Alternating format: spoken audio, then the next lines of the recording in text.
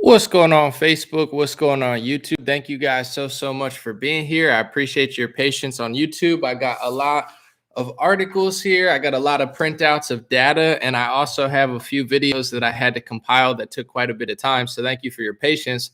First one I want to talk about is, I believe his name is Mad Money, Jim Cramer. He's like the stock guy. He's like, oh, the stocks are going up. Oh, he has a whole rant about how he thinks the military should be involved and people should be snitching on those who don't get injected, and how bad it is because if you don't get injected, you're an incubator for the disease. And he just is a total psychopath. So we're going to play that clip and show you what a psychopath he is, and then break down some of the lies or exaggerations in his little psychopath rant. Because this type of rhetoric is very creepy, folks. I mean, he's talking about people as if they're subhuman if they didn't get the injection. And the second story is about inflation. They tried to pretty much implode the stock market again today by saying Omicron variant or Omicron variant. Inflation's real, and it's creepy stuff, folks. But real quick before we start, I just wanted to read, because he's going to go off and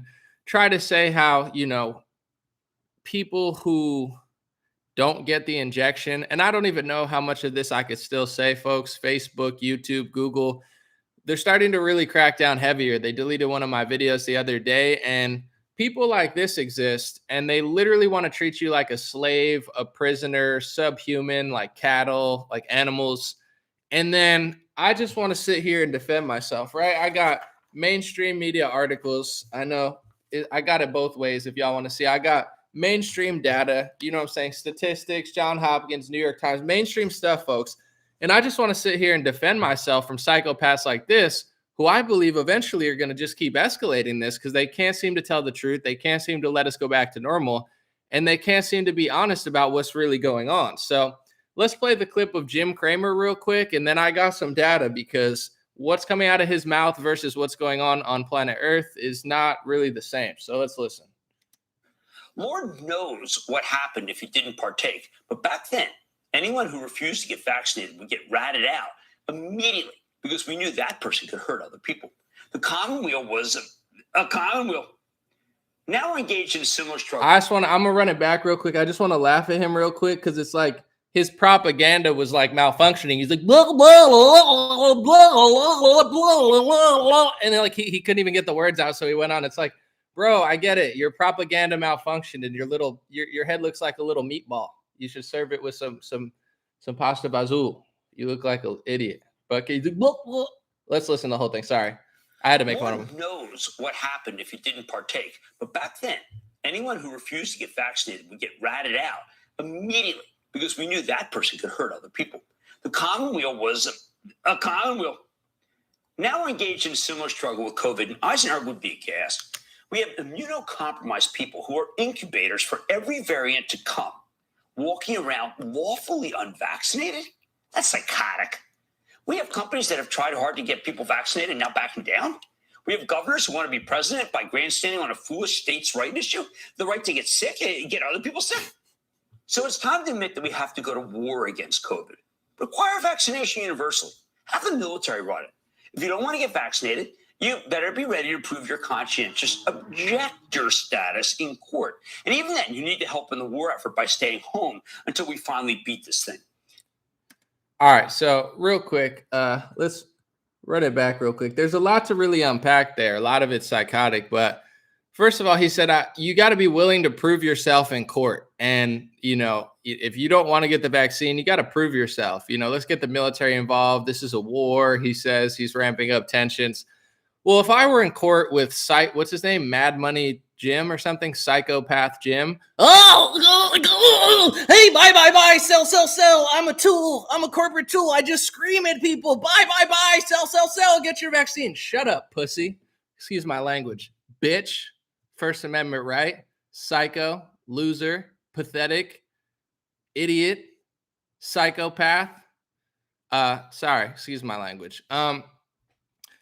Let's see what I would say in court with this little, this little meatball-headed softy.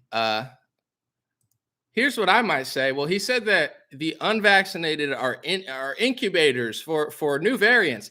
Let's read a direct media release from Botswana's government where they're saying that the Omicron variant came from. If you read far enough into it, it says, let's see.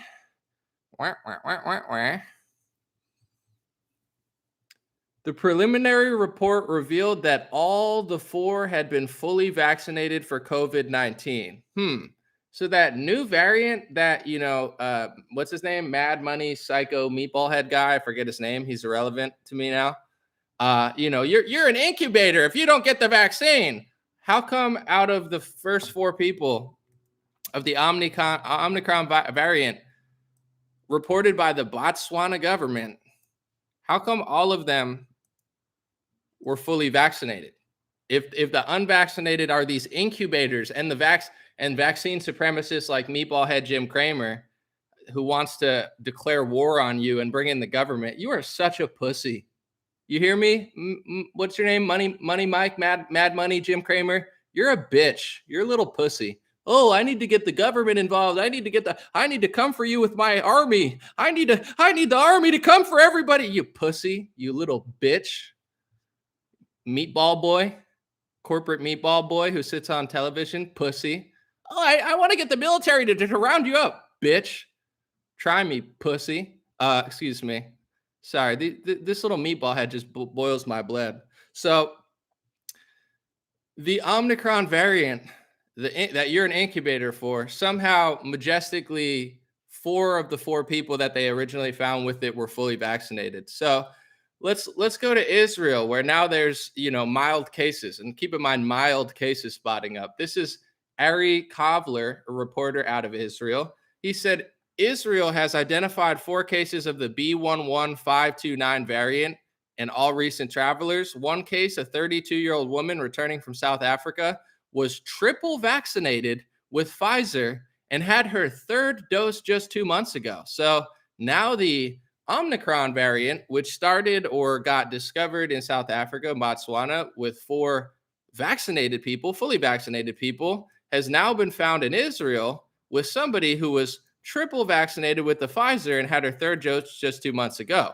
Ari Kovler reported another hotel worker from Malawi had her 2nd dose of AstraZeneca in mid-July. A 3rd had her 2nd dose of Johnson & Johnson 2 months ago. So for the unvaccinated being this massive incubator of new viruses, it sure does seem like a lot of double and triple vaccinated people are getting, spreading, and traveling with the new variant that they're so scared of. Here's just a few charts for you real quick for what's his name? Meatball Money Mike or something. Meatball Money Jim Cramer, the psychopath, the Bolshevik psycho who acts like they did in World War II. We need the military to come out there. Shut up, pussy. Eat shit, bitch. Excuse me. It's like these people and people like Jim Cramer. I'm not going to say him directly, but people like Jim Cramer, you think they're going to stop? They ignore science, they ignore data, they ignore logic, and they just don't want to leave you alone. They want the military to round you up, snitch on you, and start bringing you to court. Sucker, you know what, you meatball-headed little bitch. These people are never going to stop. They will not stop ever. Go to hell, Jim Cramer, you meatball head. All right, so this is last August in Singapore before the vaccine. I'm sorry, this is backwards for you on Facebook, but the chart goes this way as time goes on. Okay, so this is like last year, they had no vaccine, and then they started getting everybody vaccinated. They had over 80% of their population vaccinated.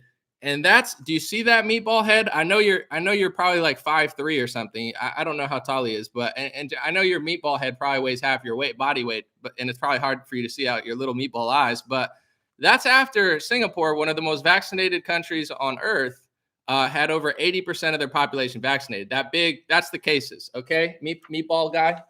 So this idea that if everybody just gets in line, we're gonna eliminate this virus completely. You mean from the new variant that was found in vaccinated people all over the world, first in South Africa, now in Israel, now in Australia? people, not just unvaccinated. It's not like 100% of these people are unvaccinated and the vaccinated people are completely protected against this new it's actually not what's going on at all. It was found in fully vaccinated people. It's found in double and triple vaccinated people across the world now. And sorry, Meatball Money, whatever your name is, it's not how it works. This is Gibraltar, Meatball Head, okay? Meatball Boy, are you listening, Meatball Guy? You tuned in here, Meatball Head? This is Gibraltar, okay? They're 100% or 99.99% vaccinated. They're as vaccinated as any country on planet Earth as far as, I would say the amount. I wouldn't say the doses or anything because there's not that many people, but as far as population, percentages, they're one of the highest on Earth. They still have cases, bro. This is 100% vaccinated, 99.9% vaccinated. There's still cases here. Do you know why, Meatball Boy? It's because you're a vaccine supremacist, okay? You think you're so much better. I mean, first of all, it looks like the guy doesn't even lift weights. It looks like he eats like Swanson microwavable dinners every night. He's like, I'm healthy. I'm sure. Yeah, okay. Just keep eating your Swanson. What do you eat? Hungry Man? Someone told you, if you eat Hungry Man, you're going to grow. Maybe you'll be 6'3" or something. You're like, I want to grow and be big and strong like Real Man or whatever. It's like, and I don't care how tall you are. I'm not trying to be a height supremacist or anything, but it's like this guy doesn't even look like he's ever lifted a weight in his life. At least Joe Rogan, he's not the tallest guy, but he could fight MMA. He works out. Like Meatball Money Mike, he thinks he's like the healthiest person on the planet, the vaccine supremacist, because he gets injected whenever the government and corporate class tell him to.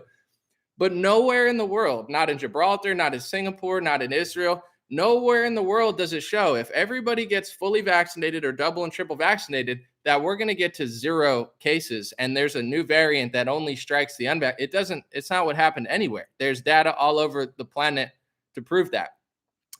And it's funny because now they're running a bunch of articles about South Africa because that's where they're saying the new variant came. Here's some. It says South Africa is better vaccinated than most African countries.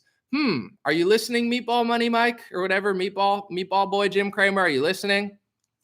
The part of Africa that is one of the most vaccinated places of Africa is where the variant was found in 4 fully vaccinated people. Are you listening, Meatball Head? And the other parts of Africa that are not vaccinated are not where they found the variant. Okay, Meatball Incubator. He's like, you're an incubator if you don't get big pharma shots, but I'm going to eat more microwavable dinners. I'm sure you are, bro. And maybe if someone says Salisbury steak, he looks like a Salisbury steak guy. 99-cent microwavables. He's in a rush because he's got to go scream on TV. Buy, sell, get your jab. We know you love those microwavables, bro. Your arms look like you lift pizza bagels in the morning, dude. You haven't touched a weight in 10 years. You just sit there, slobber over money in stocks, and think that you're like Hulk Hogan or something. But nowhere does the data say any of this stuff. And I have to say this. I think I got my video deleted on Facebook for saying this before, but I printed it out this time. I don't know if this will help. I'm going to show it to YouTube first, and then Facebook, you're next. I apologize for the delay. So this is a CNN article. I got it for you guys next. You guys see that on YouTube? I'm just holding it up so the censors could see it. This is January 6, 2020. It says, U.S. on track for one of the worst flu seasons in decades. This is our favorite, Dr. Anthony Fauci. This is CNN from 2021 recently. It says, yes, there will be a flu season this year, the CDC says. Why am I showing this? We had one of our worst flu seasons in decades before the coronavirus hit or before they had tests for it. Okay.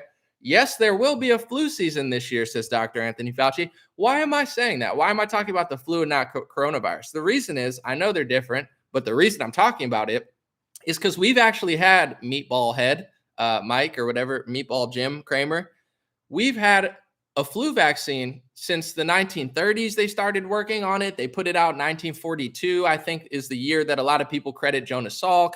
1945, it gets distributed to America. And from 1945 until 2021, guess what has never happened? We don't get to 0 cases, you little meatball-headed intubator Swanson eating pizza bagel boy. Okay, meatball head.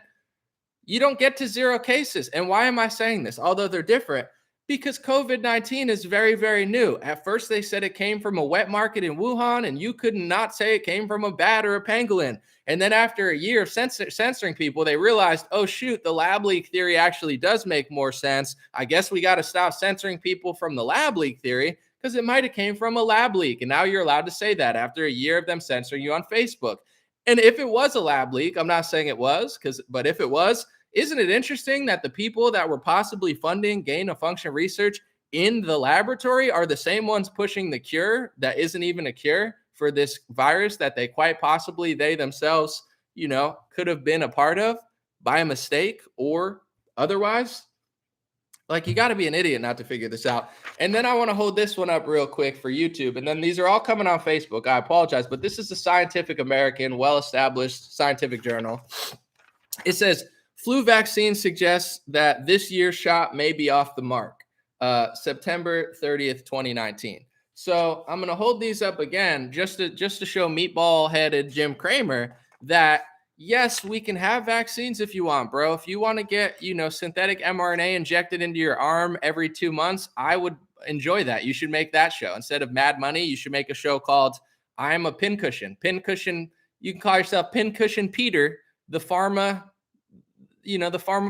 pickler, and you could play the Piccolo or something. You could just be the Pincushion Piccolo, Mad Money Piccolo, the big pharma shawarma, and you could eat Middle Eastern food and try to hit a different demographic. And you could just get a, synthetic mRNA injected every 3 months. But the point I'm trying to get to is, since this is so new, now there's variants. The vaccine is not eliminating the virus, not anywhere really in the world at all. It's not going away. It looks like it might be here to stay. Maybe it will be similar to, not exactly, but I'm just saying how, the common cold and the flu, they don't just disappear. Maybe this is here to stay, like diabetes and heart disease and cancer and all these things that the Center for Disease Control never eliminated. Tuberculosis, even in the world, hasn't been eliminated. So what makes you idiots think that, you can just completely get rid of this whenever you say so? It's probably not the case. But real quick, I just want to show you these things. The flu vaccine, and I'm not saying this is a flu vaccine, it was invented in the 1930s, 1940s. Here you go, Facebook. This was last year in 2020. U.S. is on track for one of the worst flu seasons in decades. Who's to say that COVID-19 isn't going to just go like the flu for the next 80 years? So what the hell are you trying to do? Here's proof that it's not going away this year, says the very trustworthy Dr. Anthony Fauci. Yes, there will be a flu season this year, the CDC says. So despite the flu vaccine being out for 80 years, it was never able to eliminate it. And here's one of many reasons, because it's not a cure, dummies, just like this one. It's therapy. It's protection if you want it. But this is flu vaccine from 2019 suggests this year's shot may be off the mark. So they had 80 years to come up with flu vaccines. And because of variants and strains and other things that they weren't able to predict, their vaccine was not always 100% effective, just like this COVID one isn't. I know they tried to sell it to you at the beginning. It's 95% effective. I mean, we said so. And then it's like, it's 37 or 39 or something. It wanes over time. Go get the new one. Now they're talking about the Omicron vaccine. There's going to be a new one. And even Rand Paul is trying to sell the new vaccine. I got a video coming out about Rand Paul. I thought he was one of the good guys. Look like it's just another sneaky snake in the Republican Party. I got a great video coming out about Rand Paul tomorrow, and he's trying to push a new vaccine and suggests that Biden's not pushing enough vaccines. He needs to push further. We need a new one, says Rand Paul. Are you kidding me? One of the only politicians I liked is now doing this stuff. So real quick, just to wrap it up for Meatball Money Maiku, let's play the clip again. I mean, listen, I don't care if you get vaccinated. I don't care if you don't. I would prefer that people just work out, took care of themselves, and did whatever they want and kept it to themselves, kept it private. Because let's be honest, people like this idiot on corporate television, he's responsible and the CDC is responsible. Not completely. It's not all his fault. But what commercials, Meatball Head, what commercials do you sell in the commercials, Meatball Head? Do you sell high fructose corn syrup commercials and McDonald's and whatever you can, any fast food that pays you enough money, any pharmacy company? Do you have any ethics or morals at all? I'm guessing just like most cable television, he just sells whatever. It's not his choice. The network probably chooses, and he probably doesn't care. But the point I'm getting to is America's not a healthy country anymore. You have childhood obesity rising, regular obesity rising, diabetes, cancer, heart disease. I mean, it's hard for me to figure out, besides polio, what other illnesses that the Center for Disease Control has eliminated. They act like they can just eliminate anything when they want. Then why are so many trends going in the wrong direction in this country? It's because people aren't healthy. It's because people have been brainwashed by Meatball Head and other people in corporate media to think that healthiness means to just go get injected. Not working out, not eating well, not dieting, not exercising, not mental health, not the relationships you choose. All these things, that it's a full circle. And then, yes, of course, there's room for medication in a healthy person's life. I'm not saying it's not a part of the equation, but certainly it's not the entire equation. But you got people that are 400 pounds lining up for their third injection wearing a Pfizer shirt, yelling at people who are bodybuilders and MMA, announcers that are in amazing shape in their 50s because they're the problem, because they don't want to listen all the time. It's like, how dumb do you have to be to listen to people like this? But the only reason I really brought this up was because Meatball Head, this really sounds like World War II level creepies to me. And I'm not one to exaggerate, but he's like, we need the military involved. He's acting like you're a disgusting vermin virus. Like, is it, And it's like, bro, I could treat you like that, but I won't, because actually in Botswana, the people that they found with the Omicron were fully vaccinated. And also in Israel, there are people carrying this new variant that are fully vaccinated, double vaccinated, and triple vaccinated. So I could treat you like this, but I won't stoop to that level of dividing left against right, black against white, vaccinated against unvaccinated. You meatball-headed tool.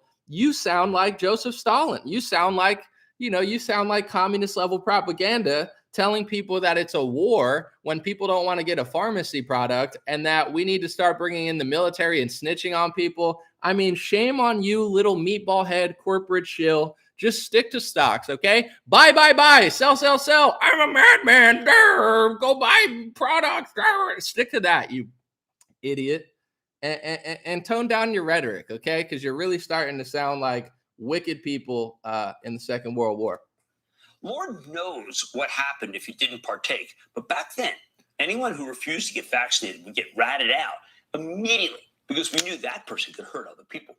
The Commonweal was a Commonweal. Now we're engaged in a similar struggle with COVID, and Eisenhower would be aghast.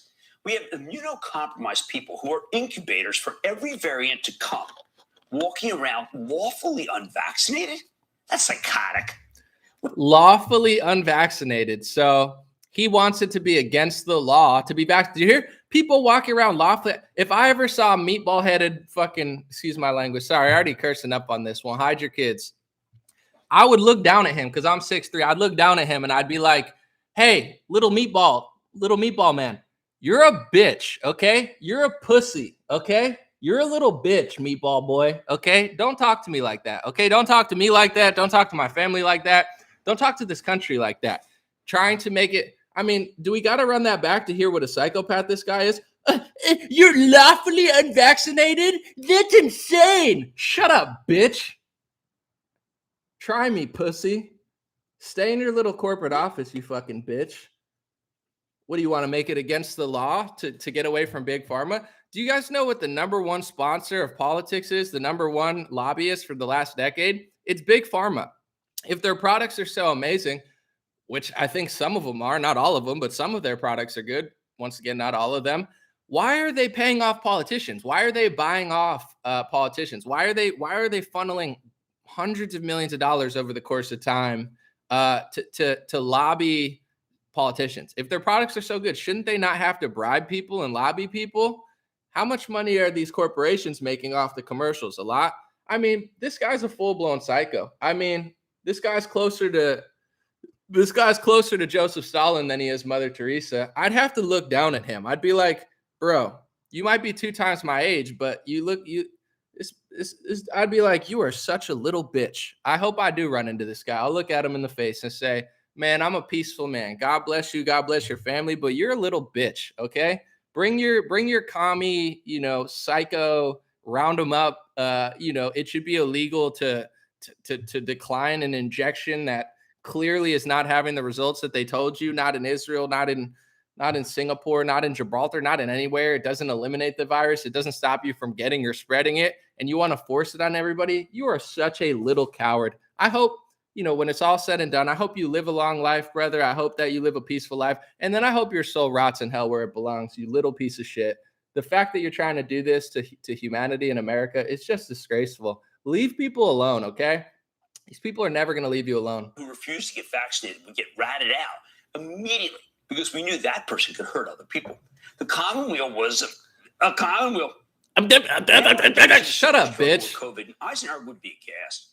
We have immunocompromised people who are incubators for every variant to come, walking around lawfully unvaccinated? That's psychotic. We have companies that have tried hard to get people vaccinated and now backing down. We have governors who want to be president by grandstanding on a foolish states' right issue, the right to get sick and get other people sick. So it's time to admit that we have to go to war against COVID. Require vaccination universally. Have the military run it. If you don't want to get vaccinated, you better be ready to prove your conscientious objector status in court. And even then, you need to help in the war effort by staying home until we finally beat this thing. Isn't he supposed to be at a mall somewhere? They got Santa and they got Santa's little helpers. Shouldn't he go donate his time at a mall somewhere and be Santa's little helper? I don't think he needs to be on there acting like a psycho, round him up commie. But unbelievable. Folks, once again, it's never going to end. If a new variant came out, everybody's saying it's South Africa and Israel. Everybody's like, it's mild. In Israel, they're reporting that they haven't even had severe cases yet. And it came from, allegedly, according to the Botswana government on Twitter, verified government account, it came from 4 fully vaccinated people. So a new variant that they discovered in 4 fully vaccinated people that's traveling across countries and fully vaccinated people, and it so far has been proven pretty mild so far in many countries. And they're going to shut down and they're going to implode our economy again, like clockwork. And this is what they did today. They're like, oh yeah, the Omicron variant, blah, blah, blah. And then the stocks tank and then Bitcoin tanks. It's like, they're going to bury us. They're going to bury us in poverty. They're going to bury us in lack of human freedom. And these people are never going to stop. They want to act like one case or one positive test is enough to shut down the whole world, is enough to bankrupt your business, is enough to treat you like a slave. And meatball-headed Jim Cramer wants to act like you shouldn't legally be allowed to opt out of this product that clearly is not having any sort of cure or, herd immunity effect. I'm sorry. It's just not in Gibraltar, not in Singapore, not in Israel, nowhere. Yeah, if you vaccinate, 3, 4, 5, a new variant. Yeah. And then the cases go down. The cases go down. It's like, bro, it's not an upward trajectory, just like it's up and down, up and down, up and down. Yeah, I'm glad you helped a little or you hurt a little, but wow, you do it enough and then you take credit for it. But don't worry, folks, real quick before we listen to this guy. Your friends at BioNTech, who worked with Pfizer, I believe, to put out the most successful vaccine, he says not to worry because the vaccinated are unlikely to become seriously ill from Omicron. Isn't that nice? The guy who is set to make billions and the company that's set to make billions said that you're good if you just keep getting our products for the rest of your life. You'll be fine. So imagine if 4 unvaccinated people got found with a new variant. They'd be screaming it to the high heavens. But because they were all fully vaccinated and they're the ones who got found with the new variant, they act like it doesn't exist. Now they spin in and say, oh, but it's a mild case. So on one hand, you should be absolutely batshit afraid of everything and we're going to shut down your country again. But on another hand, the fully vaccinated people that got found with the variant are mild. So you're good if you just keep getting our vaccines. We're working on another one soon. And it's like, do people not get it yet? This is so obvious. I mean, it's creepy. But let's listen to the Fed. I don't know. What is he? The chairman, Jerome Powell. Yeah, Federal Reserve chairman. Talk about how he just helped implode the stock market again today by fear-mongering over a variant that has, 1, been mild and 2, been found in, several vaccinated people in a few countries. Recent rise in COVID-19 cases and the emergence of the Omicron variant pose downside risks to the employment and economic activity and increased uncertainty for inflation. Greater concerns about the virus could reduce people's willingness to work in person, which would slow progress in the labor market and intensify supply chain disruptions. Generally, the higher prices we're seeing are related to the supply and demand imbalances that can be traced directly back to the pandemic and the reopening of the economy. Whoa, he's admitting that, the supply chain crisis and the pandemic might be leading to inflation. Thank you, my guy, because it was hard to get that out of our top experts. I want to read a headline from The Economist, November 19th. The sharp increase in inflation over the past year has blindsided many economists. Almost no one saw it coming. One of the top comments when I posted this was a guy, he said, I'm an electrician and I saw it coming. Everybody with a brain saw inflation coming. This is so frustrating. They're like, I guess the supply chain, issues that we're seeing in the pandemic, may have caused inflation. Like they're like just admitting it now. And they're like, whoa, that really, you're not an expert if it just shocks you. I mean, think about what they did. They printed trillions of dollars. They kept everybody home. They ruined 100,000 restaurants. They made everybody afraid to go out. They shut down not shut down airlines, but for the most part, nobody was flying for like a month. They shut down cruise lines. You think that might have an economic impact? You think that might cause inflation when you put the whole country on house arrest and just print trillions of dollars and hand everybody $1,200? Like, you think that might just kind of mess up the levers of not really free market capitalism? And then the funny part is I have people on my Instagram and YouTube, and then we're going to listen to him talk more. And he finally admitted that inflation is not, what is it called? The transitory, which means not temporary. So they're admitting that, yeah, this is more than just temporary. Like we knew that, but they're finally admitting it. But in general, I have both sides of politics kind of getting upset because there's two things that people don't want to hear. One, when I post about all this stuff, I get a lot of people from the left and they say, oh, yeah, that's capitalism for you, Anomaly. That's what happens in capitalism. The billionaires make more money. And I'm like, nothing about 2020 was capitalism. Capitalism and free market capitalism would be big pharma making a product so good that everybody wanted to take it, right? They make a product on their own, they fund themselves, and then their product is so good, everybody wants to take it. That's capitalism. Socialism and communism is shut the whole country down, shut nearly every state down, shut major corporations down, funnel, I think, $18 billion to big pharma under Operation Warp Speed. And that's just the US government funding. Some of these companies got government funding from Germany and other places. So they're tens of billions of dollars are funneled to big pharma on government subsidies. And then the government then buys back the product that they just funded them on. So either they fund them and buy it or just buy the product after another government funds them. And then they force everybody to get the product and you're not allowed to opt out. And if you opt out, you lose your freedom and you get treated like a slave or a peasant. Nothing about this was capitalist or free market. This was straight up socialism and communism. So I hate to tell people on the left that think that communism is a good thing. It's centralization of banking, transportation, media, all this stuff, and the elimination of private property. If that ever happens fully in America, it's a slavery scheme. You're not getting workers' rights. You're not getting LGBT freedom. You're getting thrown in camps. That's what happens. That's what always historically happens because you can't give away private property. That means you have, meatball heads like Jim Cramer tell you it's illegal to just mind your own business. That's not ideal. So the left doesn't realize that wasn't capitalism that did that in 2020. That was socialism and communism. And the right wing doesn't want to admit, or a lot of people on the right wing don't want to admit, that Donald Trump was a socialist at best, a communist at worst. Oh, he told me he was going to fight socialism. He told you that, and then he ended up being the biggest Trojan horse in modern history, who ended up bringing more socialism to America than anybody in decades. He printed trillions of dollars. He put everybody on universal basic income.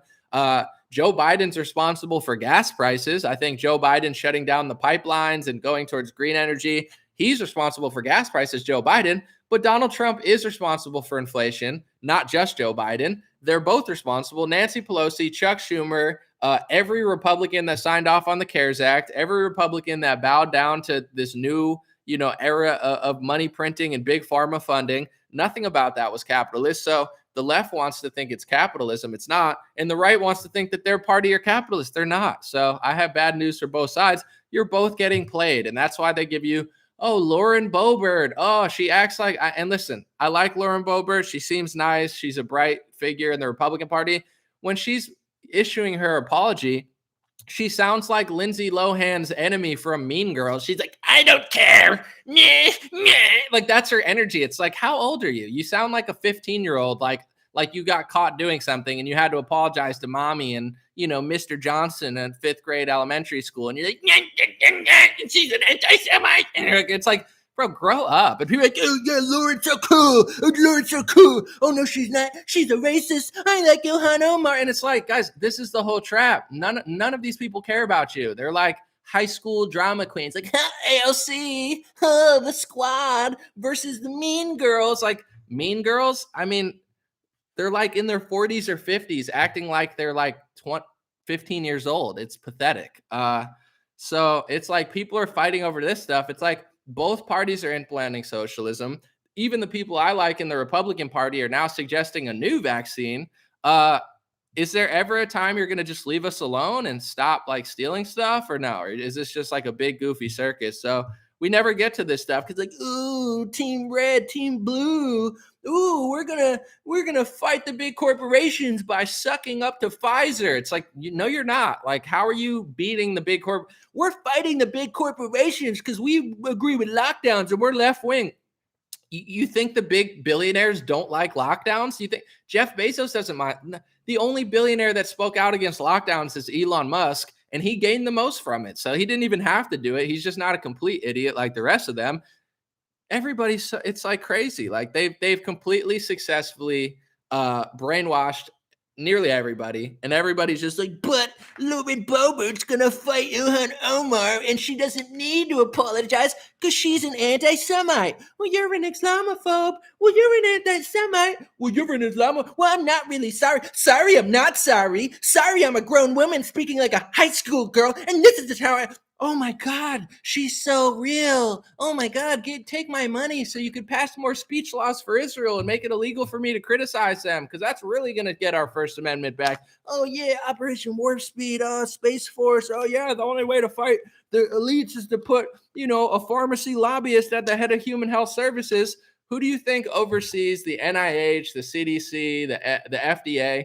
It's something called HHS. I think it's Human Health Services.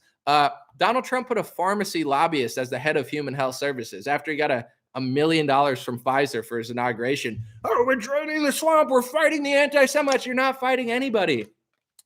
They're just using that as an excuse to pass more speech laws for the country that they all work for, that you guys either don't realize that they're working for or you defend. You're like, the only way to save America is to be subservient to another country that doesn't care about us. It's like, oh yeah, we're really going to get our Constitution back now. We just got to follow the people who are saying that a foreign country should own our Congress. Like, that's the American patriots. Yeah, that's not going to work.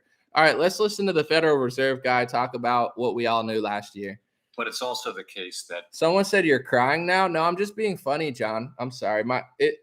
You like when I make fun of Jim Cramer. I'm like, and you're like, that's so funny. Anomaly's so funny. And then I do the same thing and make fun of Republicans. And you're like, you're crying. It's like, no, I'm doing the same thing I did 10 minutes ago. It's just when it hits your side of politics, you're like, but I don't understand, Anomaly. I was with you when you were making fun of Jim Cramer, but all I do is follow right-wing meme accounts and they sell me Let's Go Brandon sweaters. So I've been brainwashed into thinking the right wing actually cares about me. They do care about you a little more, but it's like, yeah, I'm sorry. It's not the full thing. You're like, but I bought 7 Let's Go Brandon sweaters from right-wing meme accounts. They told me Lauren Boebert was a cowgirl. I thought it was Toy Story 4. I thought we were fighting the Biden.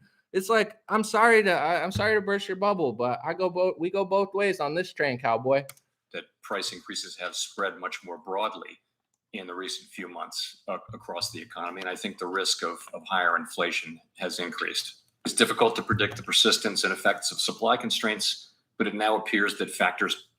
How long does inflation have to run above your target before the Fed decides maybe it's not so transitory? Well, first of all, the test that we've articulated, I think, clearly has been met now. You're absolutely right. Inflation has run well above 2% for long enough that if you look back a few years, inflation averages 2%. So I think we can say that is it was not the case going into this episode. It would have been many years since we had inflation at 2%. So I think the word transitory has different meanings to different people. To many, it carries a sense of short-lived. we tend to use it to mean that it won't leave a permanent mark in the form of higher inflation. I think it's probably a good time to retire that word and try to explain more clearly what we mean. So he said transitory means different things to different people. And it actually doesn't. It means the same thing to everybody. It means not permanent. So for a while, they were trying to act like inflation was transitory. It's not permanent. Don't worry, guys. I mean, we're printing all this money, but if we write enough fake articles about inflation, maybe it'll happen. Hey, don't worry, folks. Inflation's actually good for you. They're like, why? Inflation's healthy for you and your family. You want inflation. It's good when, it costs you more money, but you're not making more money. Like, they're writing all these bullshit articles. They're lying to people for a year. And then they finally admit, he's like, well, transitory, it means different things to different people. What does it mean to anybody besides what it means in the dictionary? It means not permanent.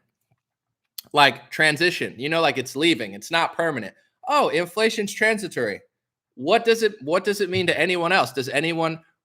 Oh, I thought transitory meant transformer, and I thought the Fed was a transformer from a video game. So I thought you were gonna fight inflation. Thanks for explaining what that word meant, because so many different people think so many different things. I would say it's like and I'm not one to like make fun of people who don't know this word because it's not a common word.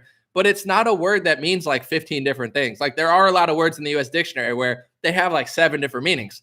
The word transitory, I don't think there's any other definition of it. I literally can't find a single other, like it means literally nothing else. Like there's, it's not like, oh, transitory also, it could mean not permanent, but it could mean permanent. Or it's like, no, dude, you guys just, I wouldn't say lied, but you guys tried to say that inflation wasn't here to stay. And unfortunately, you guys, I would think, purposely imploded the economy. So I would assume you're lying because I'm not the greatest economist. But when the Economist magazine says the sharp increase in inflation over the past year has blindsided many economists, do you guys want to hear like what they're saying? This is a magazine called The Economist. You want to talk about gaslighting?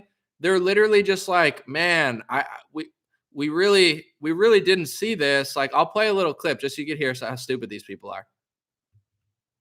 Let's see. Maybe it doesn't want to work. I got too many tabs open or something. Let's see. As the world recovers from COVID-19, it's now economies that are running hotter than predicted. The economy is experiencing a very strong recovery. We brought this economy back from the brink. But with growth has come a surprising change. Surprising. Inflation soared to its highest level in over a decade. What? Inflation? Month over month increase. This is so surprising, folks. 2008. The sharp increase in inflation blindsided many economists. Guys, this is The Economist. Like literally they're called The Economist. They're supposed to be the top economy magazine, and they're running this like horror film, like Blindside. This is ridiculous. Almost no one saw it coming. Almost no one saw it coming. It's predictable. It's been for a long time, probably for decades. But is this high inflation just a temporary blip, or could it spiral out of control? It's the most important question for the global economy at the moment.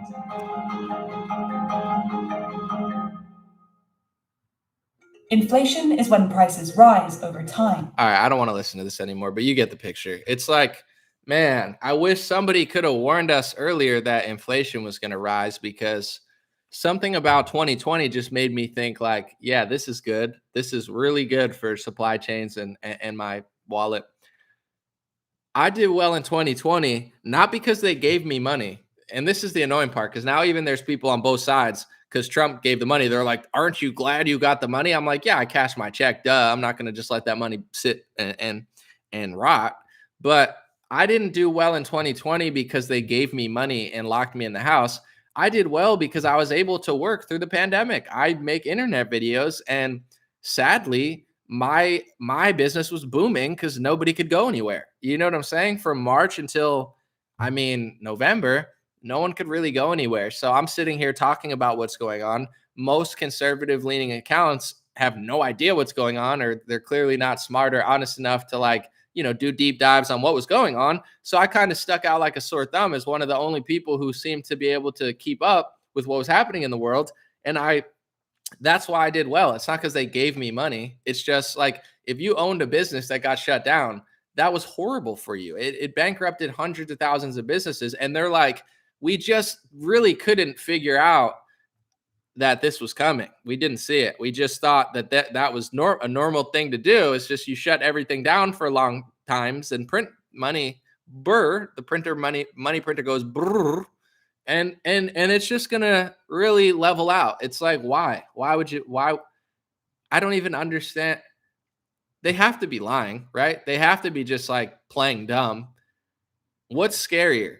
Thinking that these people are literally that dumb, thinking that like the people who run the banks in the entire world and the Economist magazine didn't see inflation coming, is that scarier, or them purposely lying? I can't tell which one's creepier. Like, oh, they're just really dumb, or like, no, they know what they're doing. Both of them are kind of frightening, because if they are that dumb and dumb people are running the world, it's not good. But if they're not dumb, it's just like, just stop lying. Like, I guess somebody believes them. I don't know who believes them, but there's got to be some market for what they're doing, because I don't know anybody, but clearly people are still falling for it. I guess people like to be afraid, and people like to be scared of, it's a good plot, just like be afraid of this thing. It's shocking that people haven't gotten it yet, but I get it. Thank you guys for being here. Hopefully this doesn't get deleted. I apologize for losing my cool, but I'm going to run it back real quick, because like, listen, I'm a peaceful guy. I always will be, but like, this guy sounds like he's trying to inspire people to go around like the military, and he's trying to inspire people that want to make it illegal to opt out. And I'm telling people, this is where this will go if it's not peacefully and legally opposed. Do you know what I'm saying? Be peaceful, be calm, but they're going to try to escalate this because their whole hypothesis is wrong. So the further this goes on, they think they're going to eliminate COVID, and they might never eliminate COVID. There's plenty of coronaviruses and plenty of respiratory illnesses that have not been completely defeated. So they think they're going to get rid of it, and they're not.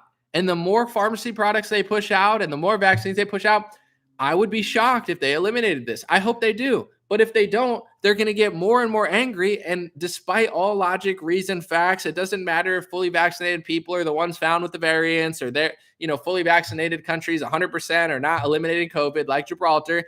They just keep blaming you. And this meatball-headed idiot, it's like, he's trying to make it illegal for me to just be left alone. I don't want anything. I don't want to hang out in New York City with this idiot. I don't want to go where this guy goes. I don't ever want to see him in my life. I just want him to leave me alone. But these people like him, they don't want to leave us alone. They're like, let's make it illegal for somebody to opt out of which vaccine? The new one, the old one, the booster shot, bro? Which one? Just leave us alone, you piece of trash. I'm going to play it one more time, close my thing, and then read a few comments, then I'm out. Lord knows what happened if you didn't partake. But back then, anyone who refused to get vaccinated would get ratted out immediately because we knew that person could hurt other people. The Commonweal was a Commonweal. Now we're engaged in a similar struggle with COVID, and Eisenhower would be aghast. We have immunocompromised people who are incubators for every variant to come, walking around lawfully unvaccinated? That's psychotic. We have companies that have tried hard to get people vaccinated and now backing down. We have governors who want to be president by grandstanding on a foolish states' right issue, the right to get sick and get other people sick. So it's time to admit that we have to go to war against COVID. Require vaccination universally. Have the military run it. If you don't want to get vaccinated, you better be ready to prove your conscientious objector status in court. He's literally asking for it to be illegal. They're not satisfied with kicking you out of the NBA or kicking you off the Brooklyn Nets. They're not satisfied with taking you out of the nursing school. They're not satisfied with taking your income, taking your career, banning you from major cities. They're not satisfied with kicking you out of music venues. They're not satisfied with banning you from restaurants. They want you to go to jail. If you want to know how camps started in World War II, just listen to people like Jim Cramer. This is how it started. And if you really want to know something that no one else is going to tell you, not no one else, but you could read this on your own or watch a documentary. But in World War II, the Bolsheviks and the communists, this superseded all the stories that you hear about in Hollywood all the time. These people were rounding people up, killing millions of people, starving people, racially targeting them. And you never hear movies about it because apparently the people who make the movies don't want to talk about this. And that all started. And before the Germany thing, they had hyperinflation. They had something that, God forbid, I hope it doesn't happen here because it's terrible and evil what happened after that. But it's not like, oh, where did all this come from? It's like, well, the communists and the Bolsheviks were killing millions of people. They were putting them in camps. They were starving them. And then hyperinflation happened in a country where the money was useless. And then things went to shit.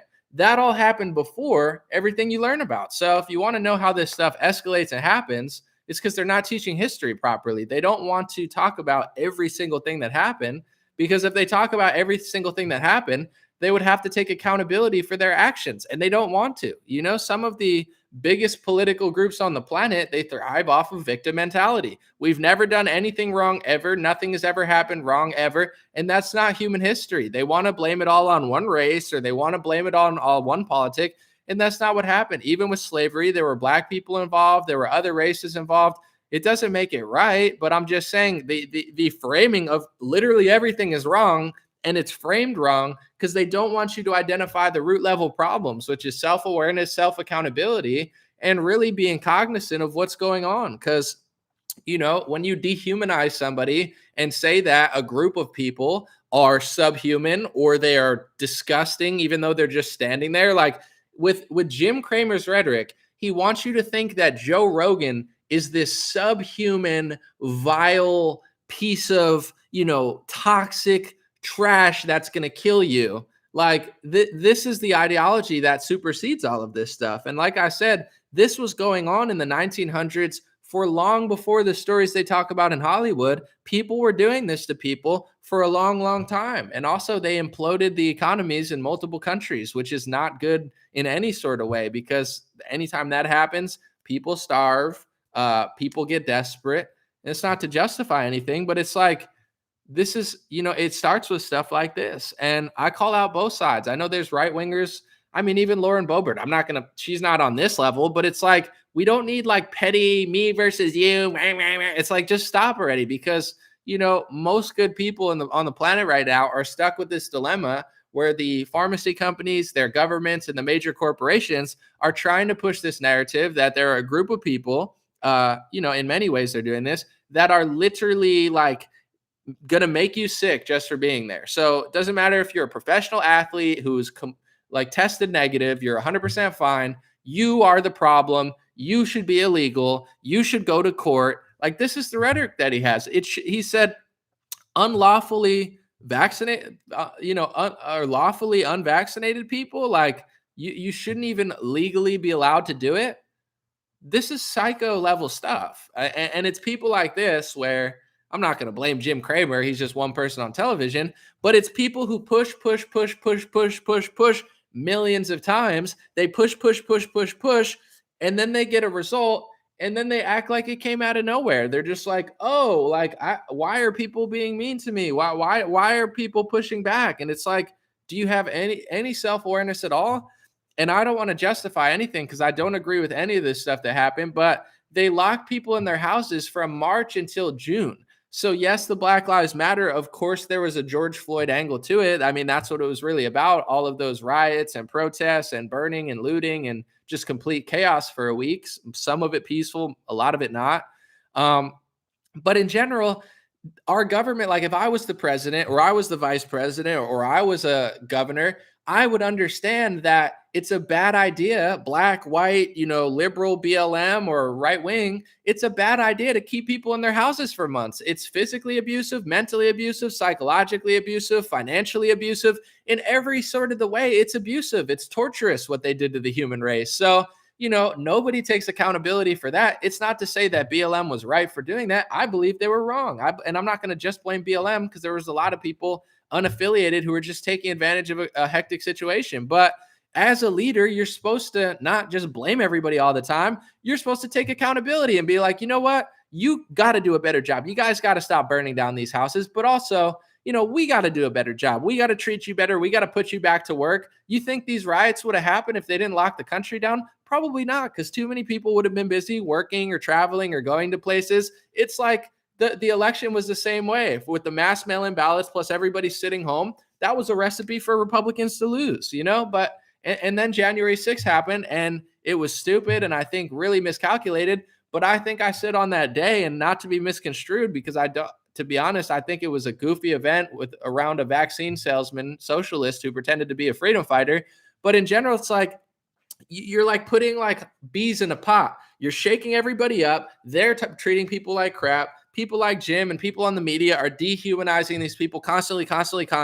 You kept them home for a year. They're being lied to by people on their Telegram accounts telling them that, Mike Pence is going down, and people are freaking out. It doesn't make it right, because everybody there needs to have self-accountability. You shouldn't have been going in and breaking stuff, and anybody involved that's an idiot. But at the same time, I think a real leader, if you're a president, you're supposed to self-reflect and take accountability for your people, where when this stuff happens in California or anywhere, say, hey, you were wrong, and you can't do this, and this is illegal, and this is terrible, but we need to do a better job. I mean, we can't just bankrupt 100,000 restaurants. I'm grateful that it wasn't worse. I'm actually impressed with the American people. I'm impressed that we are such strong people, and on the whole, not everybody, but on the whole, people are such peaceful and kind people that the last 2 years could have been a lot worse, because what they did was mentally abusive, psychologically abusive, economically abusive, taking away millions of jobs. We saw opioid overdoses increase, childhood obesity. I mean, this is a recipe for death and destruction, what they did. The collateral damages of the lockdowns and this forced vaccination regime from psychopaths like Jim, this has a real effect on people's mental state, physical state, and spiritual state, even in some cases. So, this no leader has taken accountability for it. I think Ron DeSantis might be the only leader that I've ever heard say it was a bad idea, literally. And although he's not perfect, I respect him as a man for that, because Donald Trump has never said it was wrong. I did the lockdown in China, Wuhan flu, I cut the borders, blah, blah, blah. He'll never admit that. Joe Biden will never admit it. Fauci will never admit it. That's not what a leader does. A leader acknowledges when things go wrong, and a leader takes accountability. You would never hear Michael Jordan lose a game and blame Scottie Pippen or blame Steve Kerr.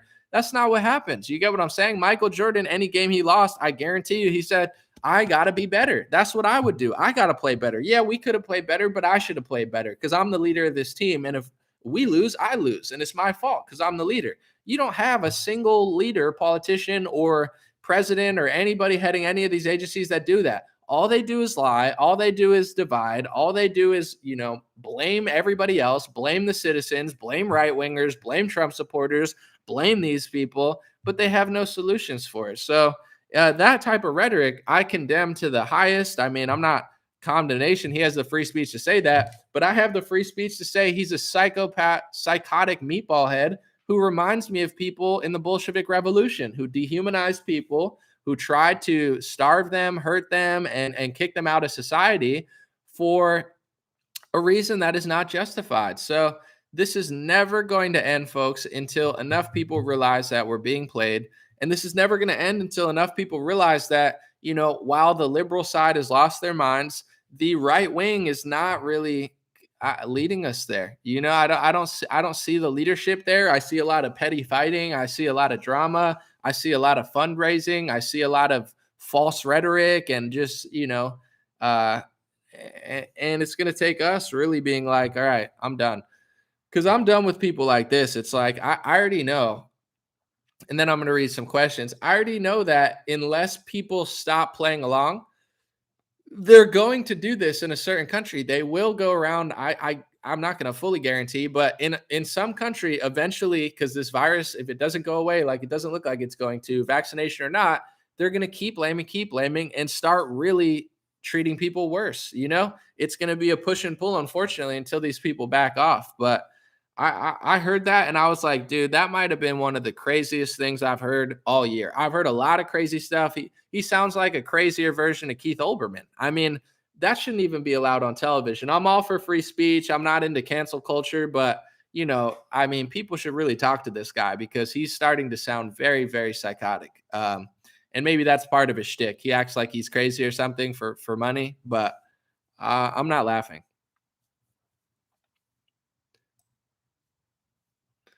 Someone said America doesn't have a real white right wing, just various shades of leftism. I think that's true.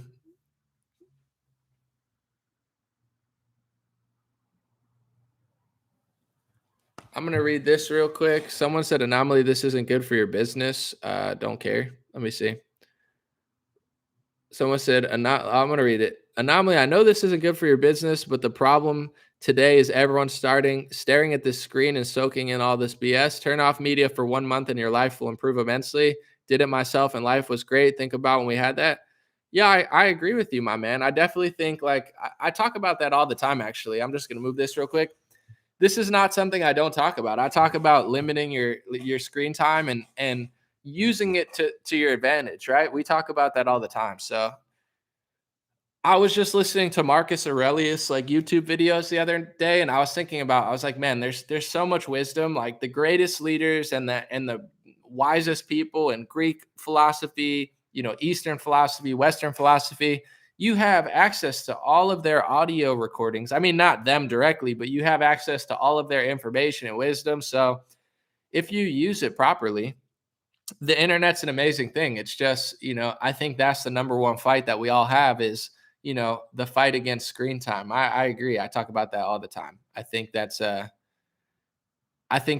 biggest battle outside of even psycho Jim Cramer, who I'm sure I'll never see in my life. But that's not my number one problem. My problem is how much time, do I spend online? What do I do? And does it make me happy or does it make me miserable? So I agree with that. On the same token, it's a great communication device. It's a great business device, and it's a great learning education device. So I would say I try to teach people, but I try to learn. I thought about this the other day. I'm not going to change my bio, but I was like, I feel like I'm a teacher, but I'm also a student. So I'm always learning and I'm always trying to find the greatest things I learned to share with everybody else. So, it's an amazing tool, but it's definitely like a curse and a blessing in the extremest ways, depending how you use it. So I agree. Thank you, Michelle. Appreciate it.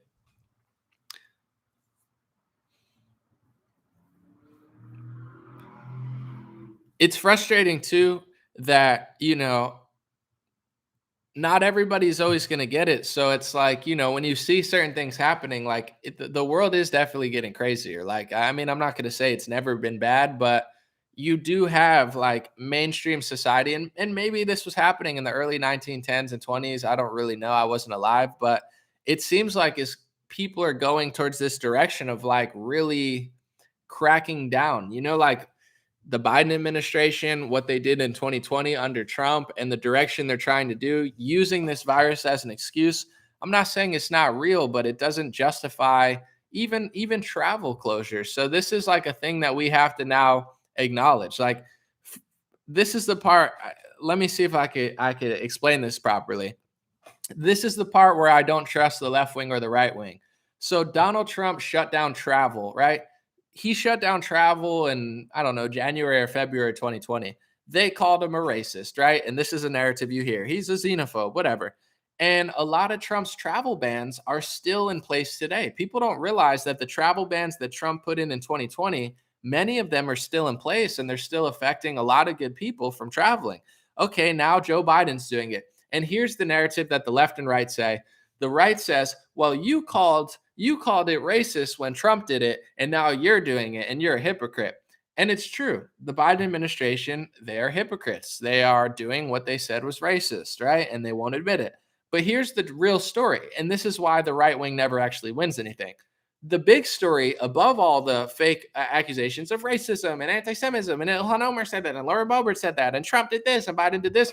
The truth is, we shouldn't be closing down borders anymore. I mean, we should close down the southern border, but if you want to live on Earth, the slavery Earth, then keep closing down every time there's a new variant or new cases.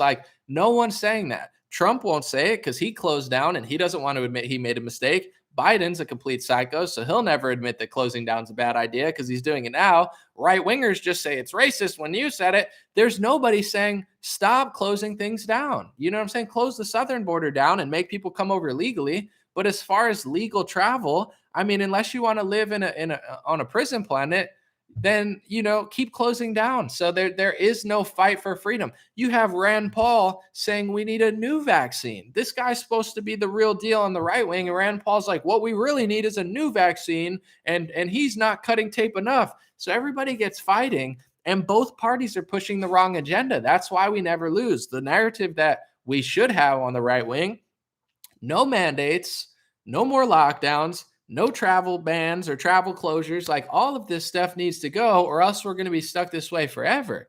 But this is how they get you. They got Team Red, Team Blue. He called you racist, and now people are just defending themselves against accusations of racism and defending Trump's travel ban when his travel ban and this travel, they're all bad in my opinion. If it's from a country for a certain reason because there's a war there, it's one thing. But when they're shutting down mass travel to peaceful, normal countries because of a variant and a virus, that's not good. You're never going to be able to travel again. You're not going to be able to go to Europe normally, and they're going to test you and vaccinate you, and it's going to be a mess forever, because we don't have a party that's like, no, stop doing that. They're like, no, keep doing it, just don't mandate it. And it's like, I'm going to show you a video of Rand Paul tomorrow, because Rand Paul is lying and trying to push a new vaccine. And this is what disgusts me about the right wing.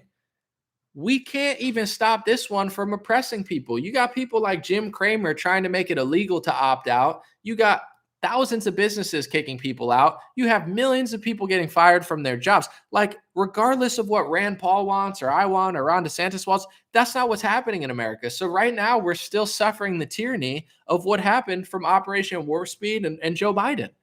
And they can't even stop that. Instead of stopping this, Rand Paul says, we need a new vaccine. It's like, bro, leave us alone with this one. If you can get them to fully stop oppressing us with this one, then sure, pop a new one out and give it to people who really want it bad. But if you can't stop people from screwing us over with this one, then why the hell would you bring a new one? It's like bringing them a new tool to use against you. And then the Republicans are going to be like, oh no, I didn't see that coming.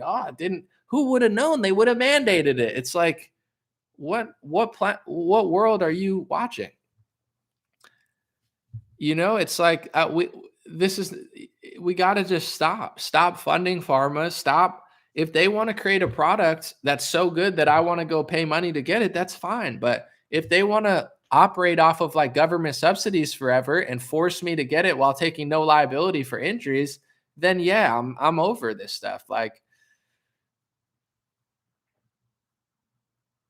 someone said I disagreed with you about Rand Paul, but I'll have that video tomorrow.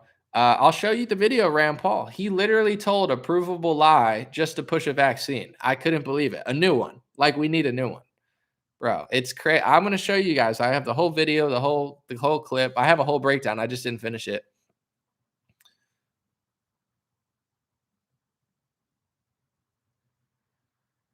Someone said, please run for office. It's not going to matter really at this point. I don't want to, but also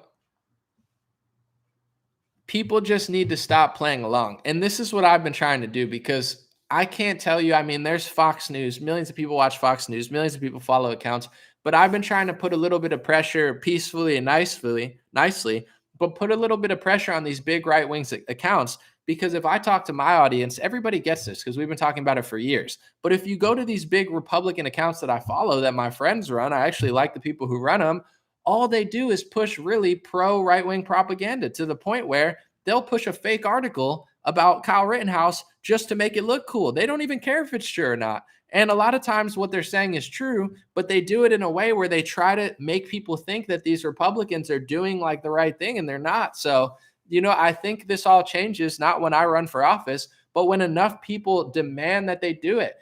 It's a shuck and jive. You know what I'm saying? Donald Trump funnels the vaccine money, and then Don Jr. does a little shuck and jive on Instagram and calls everybody, oh, you're a sheep. You're a sheep if you're doing this. It's like, bro, your own companies can't even fight the tyranny well. What are you calling everybody else? It's like, oh man, yeah, let's go. It's like, we got to stop doing that. It doesn't matter if I run or not. People got to say, listen, our party is failing us. Like, if Donald Trump wasn't there, nobody would think anybody was coming to save us. He's like the dangling carrot that everyone's like, oh yeah, everybody's a rhino except for him. It's like, guys, he needs pressure put on him too, peacefully, of course, and legally. I'm talking about just like, stop sucking up to these people so much. Like, people suck up so hard. You post one thing about Ilhan Omar, everybody loses their mind. Oh, that, you know, like, oh, here's the email blast. Like, everybody's caught in this fake little show. And that's, once they realize that people aren't playing along, they would actually have to do something. But right now they got us trapped. That's all it was. That's all it is. I don't need to run. People just need to start to push back a little and be like, yo, yes, the left is worse. Yes, I'm a registered Republican. If you are, maybe you're not, but like, I'm on your side. I'm not against you. I'm just like, I'm tired of making it like a little sports game where it's like, oh, we're winning so hard. Like, and this is, let me explain it a little bit more. When it comes to like Lauren Boebert, I thought her joke was lame and not what this country needed right now. I like jokes and stuff, but the way she said it, it wasn't funny, and I just thought it was stupid. But she has the freedom to say it. If she wanted to apologize, like, for it, like literally, that's fine. If she didn't want to apologize, that's fine too. She has the freedom of speech. If she wants to make a bad joke and be a mean girl, she has the right to do that. But what she did was like, this is what annoyed me. She made a fake apology that she didn't believe in. She sounded like she had a stick up her butt. She's super angry while doing it. She sounds like a high school angry girl. And then she calls Ilhan Omar an anti-Semite, where it's like, this is the battle of the victims. I don't like Ilhan Omar. I don't think she likes America. I don't think she likes Israel. But using that word, oh, I'm a victim. I'm a victim. I'm a victim. It's like high school. It's like, what annoys me is like, everyone's like, Lauren Boebert's so cool. Blah. And I'm like, first of all, she sounds like an angry high schooler. But also, what annoys me about right-wingers using the word anti-Semite is the fact that they pass speech laws for it. And I've been explaining this for a year and a half, and people are finally starting to realize why I've been talking about it. Let me give you an example. I follow, first of all, happy Hanukkah to all my Jewish followers. God bless you guys. God bless Israel, and God bless the world. But I follow someone, he's a Jewish bodybuilder. His name is Mark Lobener, I believe his name is. Love the guy. He just gets jacked. And, I like that. I like somebody that works out. He's not buying into the COVID propaganda. He calls out both parties. He's a solid guy. I like him. He's a good American. Mark Lobener. He's Jewish. I know this because I follow him. The reason I'm bringing up his ethnicity or his religion, whatever, I don't know which one it is to him. The only reason I bring this up as somebody that he's one of my favorite people to follow is he called Israel Nazis because they're forced vaccinating their people. He was like, you guys are acting like Nazis. So he's a Jewish man in America calling Israel Nazis. The First Amendment says he's allowed to do that. There's nothing wrong with that, in my opinion. But here's what I've been trying to explain to people for 2 years.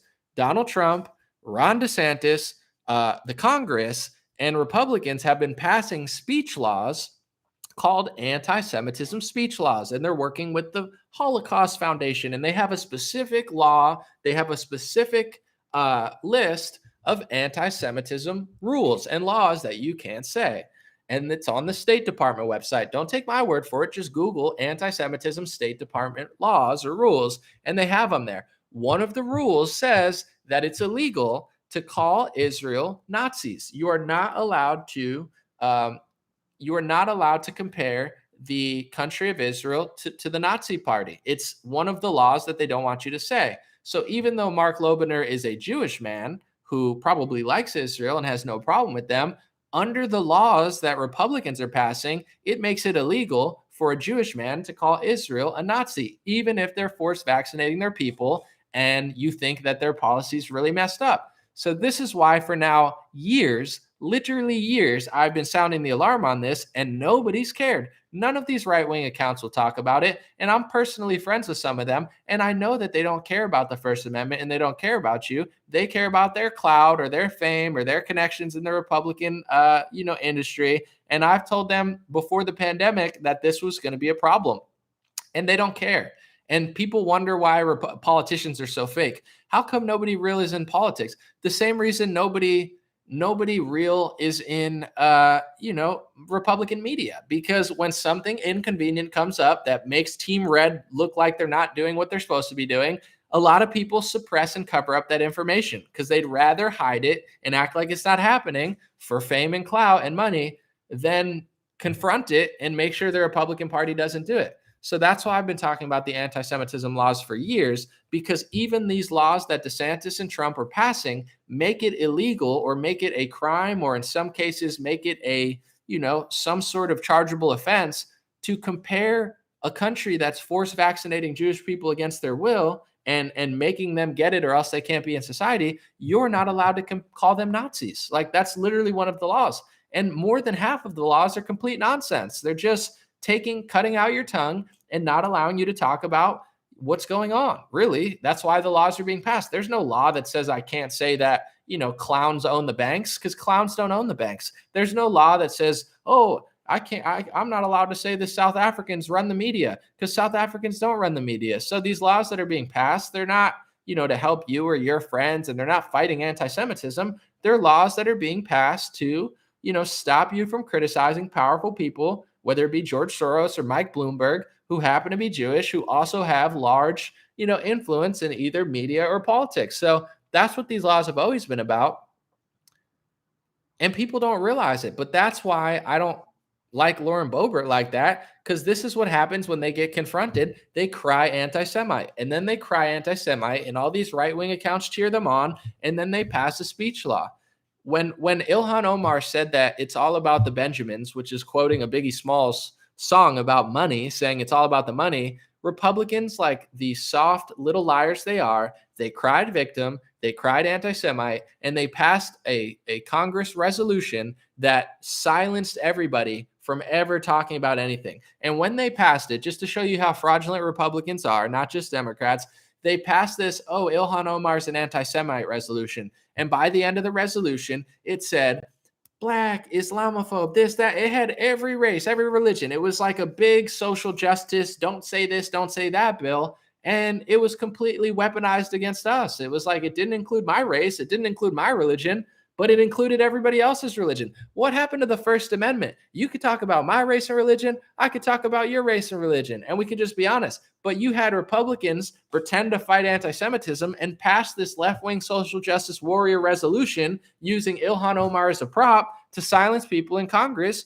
from saying stuff. This is what they do. So people don't realize why I've been sounding the alarm. And once again, I'm going to keep putting pressure on people, not in any other way besides peacefully, legally, and friendly. But when they post some BS propaganda, I'm going to be there in the comment section every time and say, I know you guys know about this stuff. I've had personal conversations with people, literally, like in person. I've been in podcasts and been like, hey, the Republican Party is passing speech laws to make it illegal for you to talk about certain things. And they didn't say it's not happening. They know it's happening. You guys think like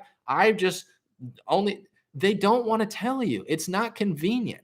It's not good for their brand. It's not good for most of the corporations they work for, which most of them don't really allow that. Or if you do it, you're the bad guy. So, you'd rather just shut up about it and be like, I don't want to ruffle any feathers here, If you look at PragerU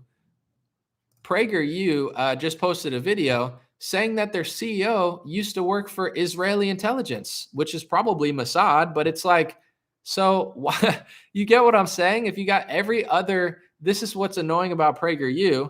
You have the CEO just came out recently on Twitter and admitted in a PragerU article that she used to work for Israeli intelligence.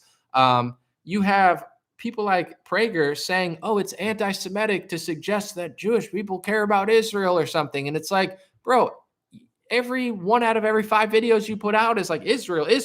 Everybody knows you like Israel. Nobody's like shocked at the fact that PragerU likes Israel. There's nothing wrong with Dennis Prager liking Israel. But what there is something wrong about is passing speech laws and calling people anti-Semites if they suggest that you care about Israel. And, when you see who's the CEO, it's no shocker. It's like people don't realize what's going on.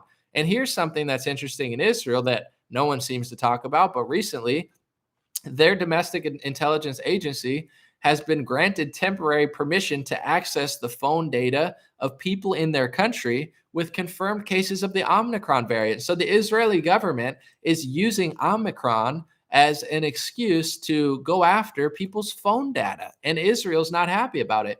The reason I talk about this, I actually care about Israeli citizens. I don't want them to get their phones tapped by the Israeli government over a virus. I don't want them to be forced vaccinated. You don't see any of these other Republican accounts, you very rarely see them talk about the Israeli people, because the laws that they're passing are not for the people of Israel. The laws that they're passing are for their big donors that fund their operations, are for the people in Israeli intelligence or that used to work there that now head their operations, or they're passing these laws for, a lot of times big donors or their government connections. It's not for you. It's not for Jewish people. It's not for Israel. That's not why they're passing these speech laws.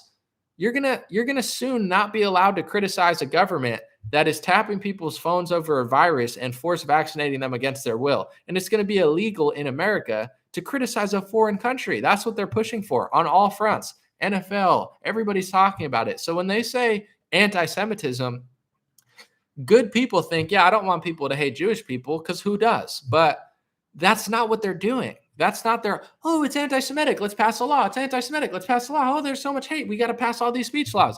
Next thing you know, you're going to find yourself subservient in your country to a completely different country that you're not allowed to talk to, while that country oppresses their own people. And none of these Republicans talk about it. All they do is use Israel and the Jewish people in the same way Democrats use Black and Hispanic people. They use them for fundraising. They get big money from donors to do a bunch of stuff. And then when push comes to shove and Jewish people are being treated bad, they don't seem to care. They're just trying to hop around from donor meeting to, big wig like Republican Jewish Alliance event or whatever, or AIPAC, or, the Zionist Organization of America. Yeah, they're all taking pictures. Oh, I'm so good. I love Jewish people. I'll take a picture next to the wall. That's the Republicans. Oh, I love these people. Look how nice I am. And then they're passing laws. And then the Jewish people are like, help us. They're oppressing us, and nobody gives a shit because they never cared.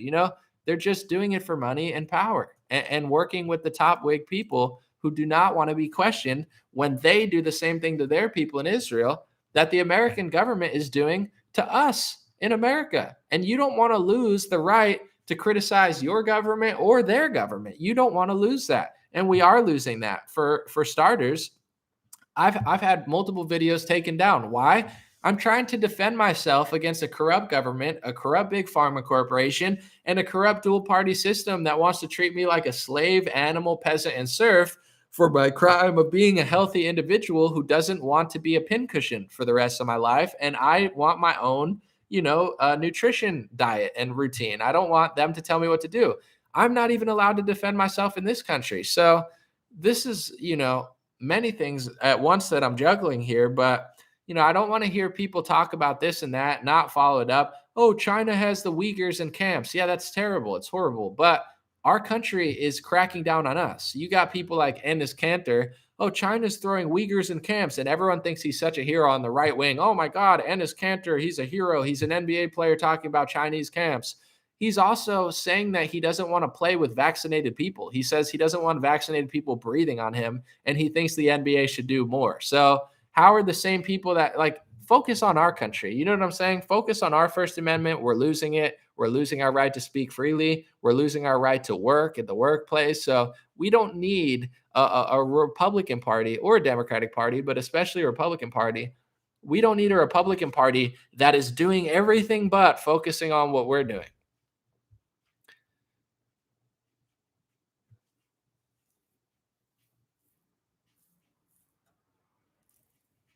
Someone said concern for Israel citizen is anti-Semitic.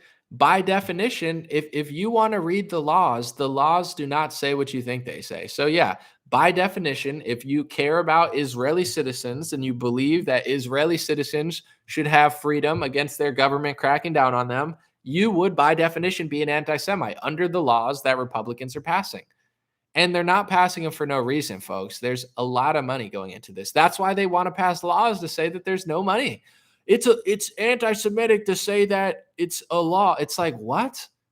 It's anti-Semitic to say that money controls politicians? It does.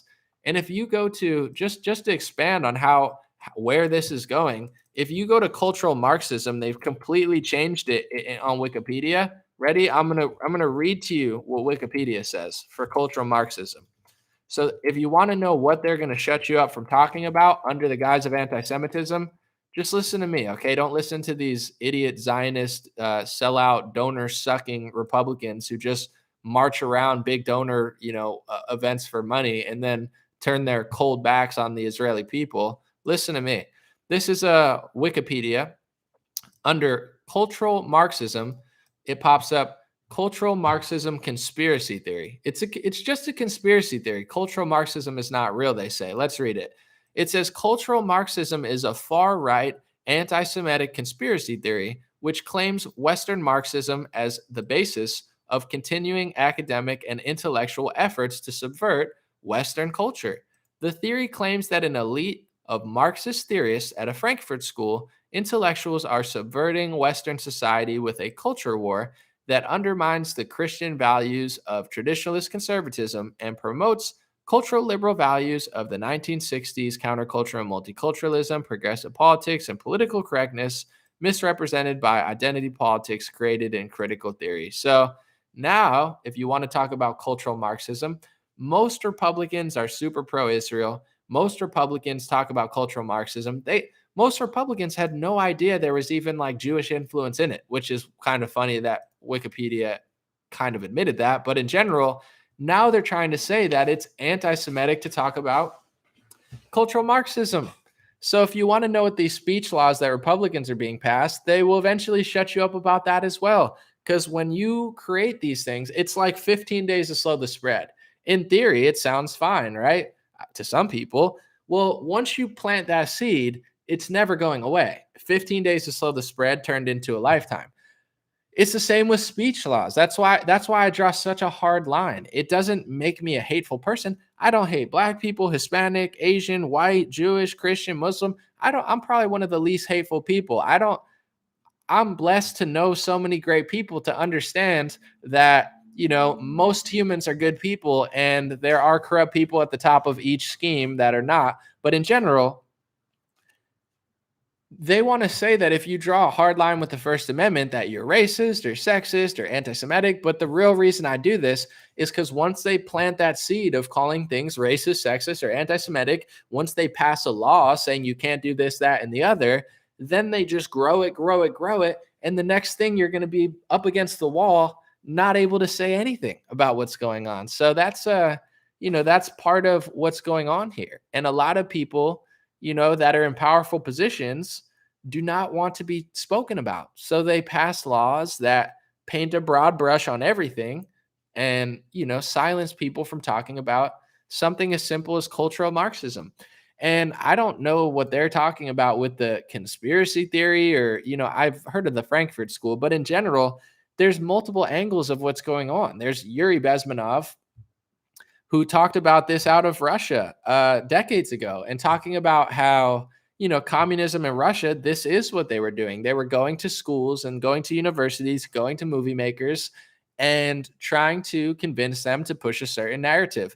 And propaganda is real. I mean, you could call it Marxism or whatever, but propaganda is real. In China, there was a great podcast that Joe Rogan did with Jocko Willink, but Jocko Willink said, and this stuck with me. He said, in China, they're trying to think about how to beat America in 20 years. In America, they're trying to think about who to beat for the next election. And think about that. In Russia and China, these people are focused. In America, everybody's fighting over the election. China, they don't even have elections, really. I don't think they do. Xi is like the dictator. So it's like they're like very focused. And in China, they're putting out movies that are aired all around the world to make America look bad and China look good. This is what America used to do. They used to put out propaganda that was pro-America. I don't agree with propaganda, but if you're going to do any sort of propaganda, you should be brainwashing people to do the right thing, not the wrong thing. Now in America, you have China influencing certain media groups to change characters and change themes if it makes China look bad. So China's putting out pro-China propaganda in China and anti-America propaganda. And in America, pretty much every institution is putting out anti-America propaganda on their own. And if they put out any sort of China thing, a lot of times China or Chinese influence steps in and says, don't do that. And they listen. So we have a country that's fully subverted. You could call it what you want, cultural Marxism or whatever. Yuri Bezmenov warned us, but that is happening. In America, we went from, films that made America look good to films that make America look bad. I mean, it's very rare now, unless it's like, what's his name? The Rock and Kevin Hart in a movie about like the CIA or something. There's all these films that I see in television shows that are like the FBI and CIA are so great. That's the only pro-America propaganda I see, is like making the FBI and the CIA look like superheroes. And like us as a country, you very rarely see that stuff anymore. And this would, leave logical people to try to figure out, why is that happening? I think Yuri Bezmenov explains it pretty well, for starters, but there are historical reasons for certain things. And this is where, I draw a line with certain speech laws, because I believe it's okay to look at trends in countries or races.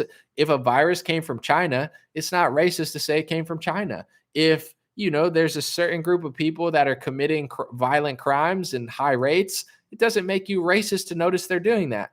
You could talk about why. People could have an intellectual discussion from left to right about why. But if you have a small percentage of the population committing over 50% of violent crimes, are you not supposed to notice it? That's like, they're like, cops are racist. And it's like, some cops are probably, but if you're a cop in certain communities and like 99% of the people that are committing violent crimes are you can't not see it. Like, you cannot see it if you sit in San Francisco on your computer, but if you're really out there on the front lines fighting crime, it's hard not to notice certain trends. Like, if you go to a certain Asian community and no one's committing crimes, the cops are not going to pretend like Asians are killing people left and right if it's not happening. You get what I'm saying? They notice trends just like everyone else. So this is why you got to be very careful when you use the words. And this is what my book is about. It's completely done.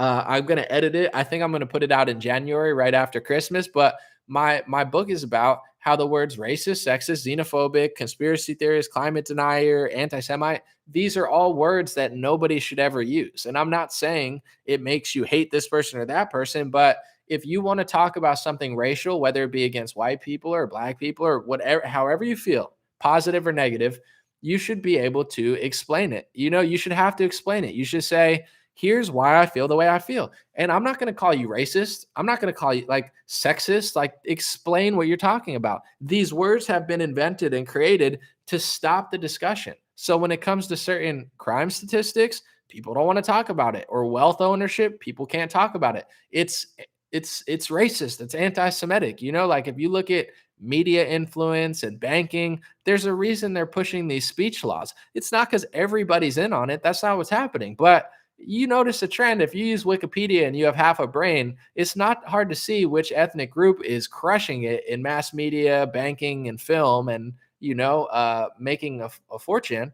And that it doesn't mean it's a bad thing. You could have a discussion about why you think that is. You could say they're smart, or they're hardworking, or they're creative, or they deserve it. It doesn't. You get what I'm saying? It doesn't necessarily have to go the evil or messed up route. But you can't even talk about this stuff, because they pass these laws and rules that everybody's on their back end. And where that leads is you being from on your backside to you being back up against the wall, because it's like a shield to push an agenda and push a narrative, use double standards, use hypocrisy.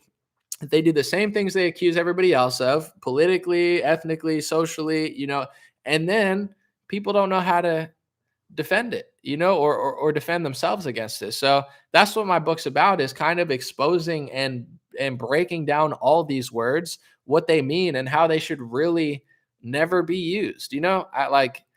Even in the case of, I'll give you an extreme example. On Twitter, there was a group of people that were advocating for white genocide. Like, there's literally audio of them. It was a lot of people that happened to be black, but they were like, I make no mistake, I want to kill all white people. Like, they were literally saying that. I wouldn't even call that racist. And I'm not like, to me, racist is such a basic word. It's what you say when you don't know anything else. Oh, you're a racist, you're a sexist, you're an anti-Semite. It just closes the discussion. I wouldn't say that's racist, because it's just evil. It's evil. It's evil, and it's murderous. It's an evil, murderous mentality. That's a better way to describe it. It's not, oh, I feel bad because he said something mean. It's that person literally justifies killing an entire race. That's psychotic. You don't need to use these words. So if someone does that, you should call them out. But like, this is my problem with the words racist, sexist, xenophobic, anti-Semitic is people act like everybody who is a racist or a sexist or anti-Semite or whatever, everybody has a genocidal mentality like those people on Twitter. That's not true. Not like there are people like that and they should be called out and exposed. But people that don't have that mentality, everybody gets grouped in with that. If you just say, oh, you're a racist. Oh, you hate all black people. You hate all women. Like if I were to say women, the WNBA is worse than the NBA. I don't hate women. It's just it's accurate. Men are better at basketball on average. It's not debatable. It's 100% a fact. I'm right. You're wrong. But I could be called a sexist. They could say that I hate women or I hate black or I hate, it's like, or I hate, oh, you want the First Amendment? People say, why do you hate Israel? I don't hate Israel. I like Israelis. I just don't want to lose my right to speak truth to power. I don't want to lose my right to have complex discussions about religion, ethnicity, governments. I don't want to lose that right. So people jump to these conclusions with those words. I've been 10 times. I say, hey, I don't agree with these speech laws. Oh, why do you hate all these people? Like, no one thinks I hate all these people. I mean, maybe you do, but that's like a low IQ like thinking. Like, oh, why do you want to do that? It's like I want to be able to have a conversation like everyone else. I don't want every institution on the planet working against me, working against my politics, blaming me for everything, and not allowing me to have a conversation. I'll talk about my skin color. I want to talk about my ancestors. I'll talk about, American history, but I also want to, if you could talk about my history, I want to talk about your history. I want to talk about the history. I want to talk about, there are different groups that have had different influence in certain things, but in America right now, you're allowed to say, white people are 100% responsible for everything bad ever. And that's what they're teaching kids, is that white Europeans are responsible for every bad thing ever and no one else ever did anything ever. And that's not true. And to be quite fair, there are other groups that are largely responsible for other stuff. And that's not to say everybody is, but right now people are being used as a scapegoat and thrown to the wolves. And then the people throwing everybody to the wolves are shielding themselves from having any sort of criticism about what they brag about doing. So, these words are by definition just total authoritarian tools. And that's why when right-wingers use them or left-wingers use them, that's what politics is. They're calling each other race. You get what I'm saying? Hopefully people understand what I'm saying. It's like, Trump's border wall is racist. Oh, Joe Biden called me a racist. Ooh, Ilhan Omar's an anti-Semite. I'm not an anti-Semite. You're an Islamophobe. You are afraid of Islamics. Oh no, you're an anti-Semite. But you called Trump right. That's what politics is right now. It's a bunch of idiots using authoritarian buzzwords because they're not smart or honest enough to break down the discussion. Because if you had to explain why Lauren Boebert is who she is, it's more difficult. It's not easy to explain her whole life away from one joke she made. So it's easier to slap a label. And, it's a lot more difficult and, I would say honorable to break down Ilhan Omar's politics and racial beliefs and explain why she's wrong and explain what's right. That's difficult. It's easier to just call her an anti-Semite and a racist. And then you look like a good person and right-wingers cheer. I despise all those words. My book will expose them all. And I've done my best in the last year to not use any of them. Racist, sexist, xenophobic, conspiracy theorist, climate change denier, anti-vaxxer, anti-Semite. These are all words that I never seriously use, because it would do a disservice to what I'm trying to say. And the people pushing these laws are trying to stop you from standing up for normal people. They're like, if you criticize that government, you hate the entire Jewish population on the planet. You're like, what? That's the dumbest thing I've ever heard. Oh, you have to agree with what they're doing because they only have one country. No, that's not true. Italy's the only place for Italians. So if you disagree with the Italian government, you're an anti-Italy. If you disagree with Angela Merkel and the German government, you're anti-German because that's our only homeland. It's like, no, that's the lie that you tell because you want to have no self-accountability, no self-awareness, and you despise when people tell the truth against your wickedness. That's the lie you tell. You get what I'm saying? They're like, there's certain groups that just have certain words that, oh, you can't disagree with them because it's only one place. They're force vaccinating their people. I don't agree with that. I'm never going to agree with that. I'm not going to pretend to. I think the people of Israel should be left alone. So it doesn't mean I hate them if I want them to be left alone just because there's only one place for them to be. Like, no. So they could do whatever they want and they never have accountability. No, that's not how it works. Someone said Dr. Oz is running as GOP and Tomi seat. I got to check his politics, but I would say, I've heard great things about Dr. Oz, but I don't trust him as a politician. And Matthew McConaughey is absolutely not to be trusted. He's like, I'm a Republican you can trust. It's like, yeah, no. Matthew McConaughey was speaking at March for Our Lives and speaking about gun control. It's not your guy, Texas, I promise you. He might be good in movies, but I don't want any Republican that's talking about gun control in Texas. That sounds like a trap. MP said, I've come to realize that some push the one country narrative as wishful thinking because that they will all leave and go there. Some people want to go there for sure, but at the same time, there's huge religious implications. So I would say it's the most complex the most complex country for many reasons. Like this is also why I think there should be no calling each other names, because it's such a topic that, it's ripe for discussion and debate for multiple reasons. One, you have a group of people there claiming that that's their land. You have another group of people claiming that that's their land. You have a group of Christians claiming that it's biblical that they belong there. You have a smaller group of Christians claiming that's not what the Bible says, that Christians belong there, and those aren't the Jews from the Bible.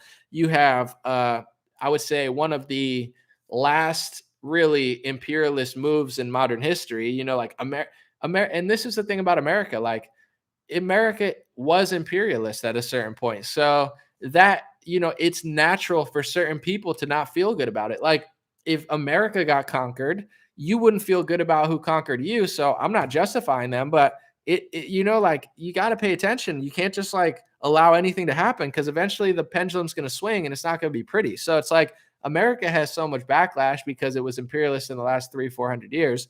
But, as far as Israel, they did this within the last 100 years. So there's naturally going to be a lot of people in the Arab world and others that don't agree.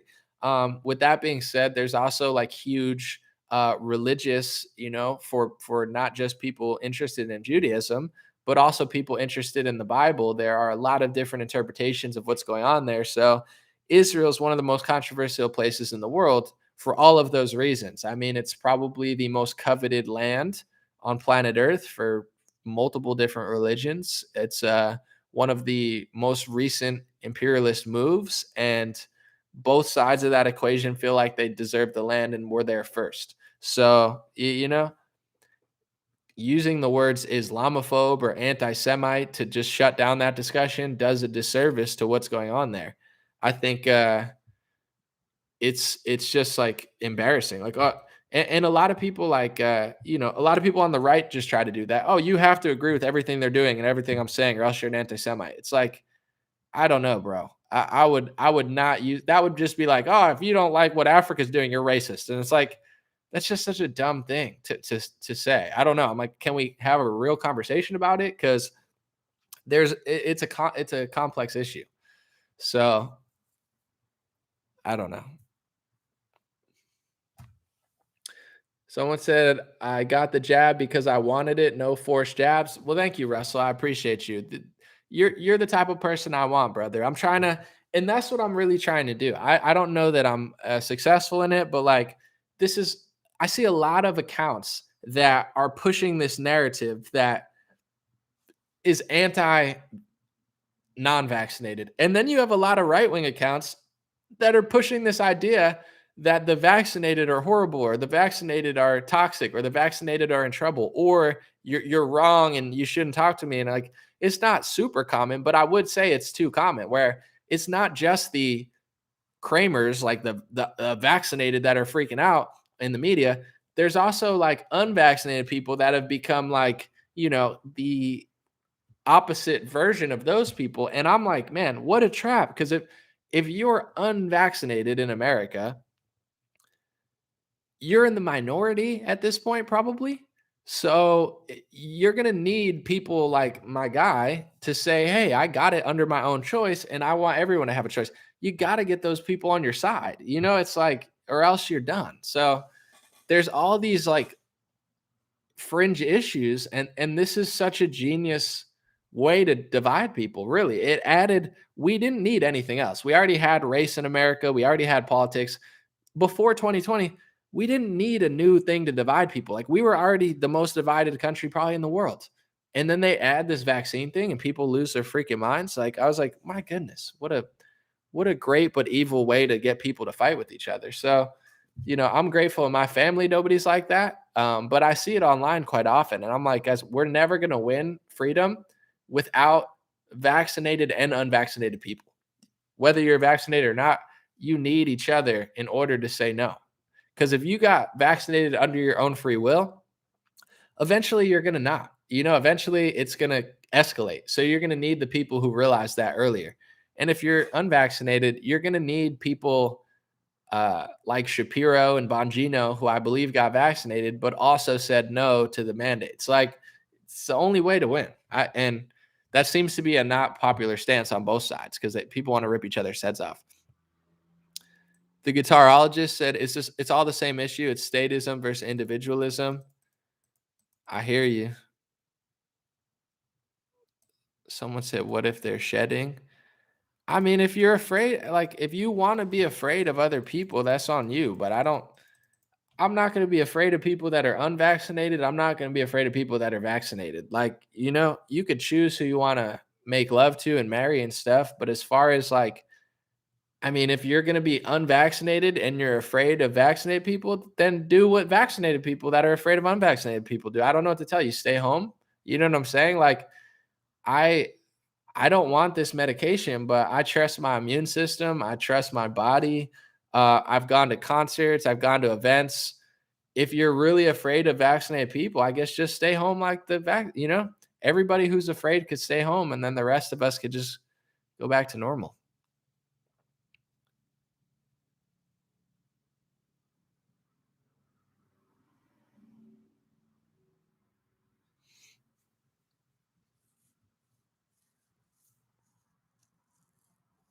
Someone said pure bloods are not outnumbered.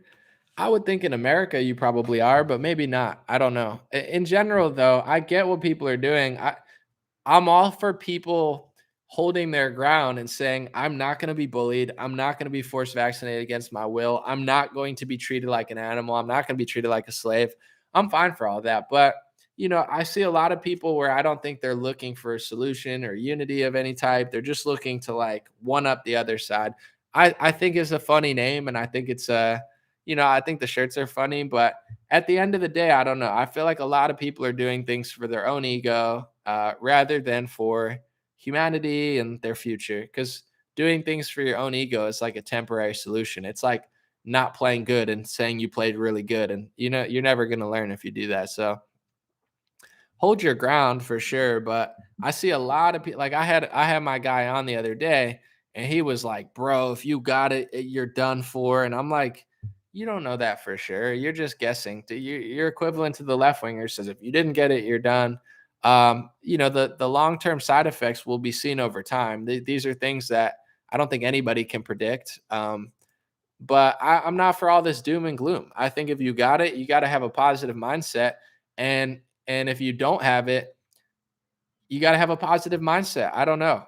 I've seen people that are unvaccinated start treating people like that are vaccinated like total crap. And what people don't realize is then you're making it aside because people feel like like unvaccinated people feel like vaccinated people want them to die. Like, because there are vaccinated people that want unvaccinated people to die. But there's also a lot of unvaccinated people who want vaccinated people to die, or just like push this narrative that everybody's going to be so bad. So if you're one of the hundreds of millions of people who got vaccinated, who wants to hang around somebody that's telling them that they're going to die? You get what I'm saying? Like you're not uniting or doing anything. It's for your own ego. And it's not even true. So time tells all. You know what I'm saying? As far as what's going to go on, whether it be shedding or vaccinated or unvaccinated, this will all be unraveled over time. Anybody with these fear-mongering predictions from the left or the right, they're just doing the most, and they're probably not right. So I don't, I've seen people that were vaccinated just get treated like crap. And then I went up to him and I said, bro, because I've taken certain shots before that in hindsight, I wouldn't have taken, but I've had people try to push all this stuff on me. I'm fine. But in general, when you do something, you don't want to hear everybody telling you it's going to be so bad, so bad, so bad. And not only do you not want to hear that, it's actually bad. It's actually bad for your health. You get what I'm saying? Your mindset is important. Your energy is important. Your spirits are important. So whether you got it or not, you want to surround yourself with people who make you feel good. You don't want to surround yourself with people who are telling you you're going down, because that'll actually bring you down. And that's what I call like passive aggressive evil. When people try to make you hurt you and they're telling you I'm helping. Well, I'm unvaccinated, bro. I'm just trying to help you. I'm just trying to make you feel like shit. You're not trying to help that person. And vice versa. If you got vaccinated and you're like Jim Cramer, that psycho, you're not trying to help unvaccinated people. You're trying to literally hurt them, like financially hurt them. So you got to keep a strong mindset, because it's not nice to do that. And in general, this is a different thing, but somebody on Instagram hit me up and said, "Hey, Anomaly, I love you so much. I'm so fearful for you. I'm so afraid for you." And I said, "I'm blocking you." And I blocked her. If you like me, don't try to hurt me. You know what I'm saying? Or else I don't want it to be around you and you're getting blocked. Like, you like me? I appreciate it. Give me a compliment, say something nice, show me an article, whatever, do anything. I don't need a compliment, but don't throw your fear on me. You get what I'm saying? Like, imagine somebody was getting on a plane and you just tried to scare the shit out of them for 30 minutes. "Oh, but I'm trying to help you. But I'm trying to help you. I like you." Get the frick away from me, you psychopath. You know what I'm saying? So like, this lady likes me, but she's like passive aggressively trying to bring me down. You get blocked. So that's what I'm like. People who do that, I don't like that at all. I block you out of my life. So if I would have got the shot, what you guys don't realize is there's a lot of these accounts that I follow that I would never follow if I would have got it. You guys are so nasty and so downward spiraling, and vice versa. You got clearly a lot of people who got the vaccine that are being vaccine supremacists, and they're chasing away people who didn't get it. This is divisive by design. So you're not reaching out to people, and that's what I'm saying. In order to fight, like, there's certain countries, if you think you don't need to be on the side of vaccinated people or whatever, we'll see, time will tell. But if you're in like Singapore, they're almost all vaccinated. So if you're unvaccinated in Singapore, you better hope it's not a team versus team sort of thing, because you're going to lose. Same thing with America. More people are vaccinated. More people are getting vaccinated over time. So I don't agree with it. I've never told people to or to not get it. I'm not vaccinated, but I don't want them to be my enemy. You know what I'm saying? I got multiple family members that are vaccinated. I would hate if they treated me like some of you guys treat each other. Luckily, everybody in my family's cool, and nobody treats anybody like a certain way. Everybody does it for themselves, and I don't have a single family member who judges anybody else.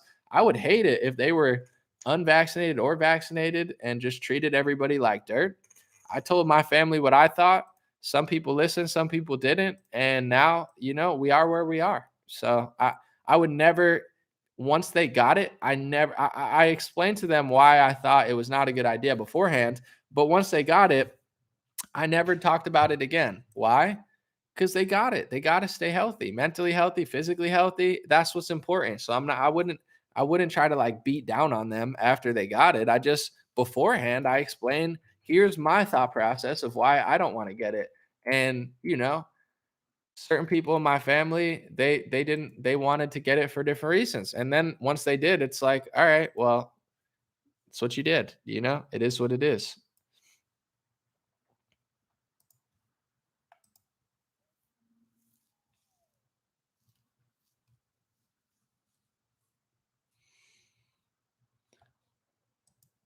Let's see.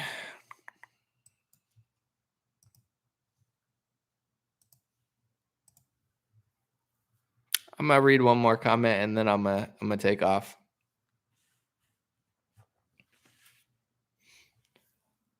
Someone's talking about athletes. No, it's definitely worth talking about in general from what I've seen. And I'm not, once again, do your research, look at the data, look at what people are saying. What seems to be like, even the experts seem to be admitting is that myocarditis seems to be affecting younger men more than any other genre. So this is the evil of the mandates. Like if you're 80 and you've always gotten vaccines and you want to get this vaccine, sure. My mom gets the flu vaccine all the time. She wanted to get it. She doesn't care. She doesn't have a big stance. Whatever. If you're 24 and you're like in the greatest shape in modern history and they're forcing you to get a vaccination, that's crazy evil. Because I'm not going to say this with complete confidence because I like to have studies to back everything up. But I would guess if you're a healthy athlete, the risk ratio is not there. If you're Andrew Wiggins, I feel terrible for the guy. I'm sure he'll be fine either way, but it's like, this is, the risk ratio. For myself, I'm like, no, I don't want, in my own head, the risk ratio is not worth it. I don't want to get this thing and they're never going to make me. But yeah, it's like people are talking about athletes. Well, these are men, a lot of men who are wildly healthy, and they're being told they need to get this product against their will. It's super messed up,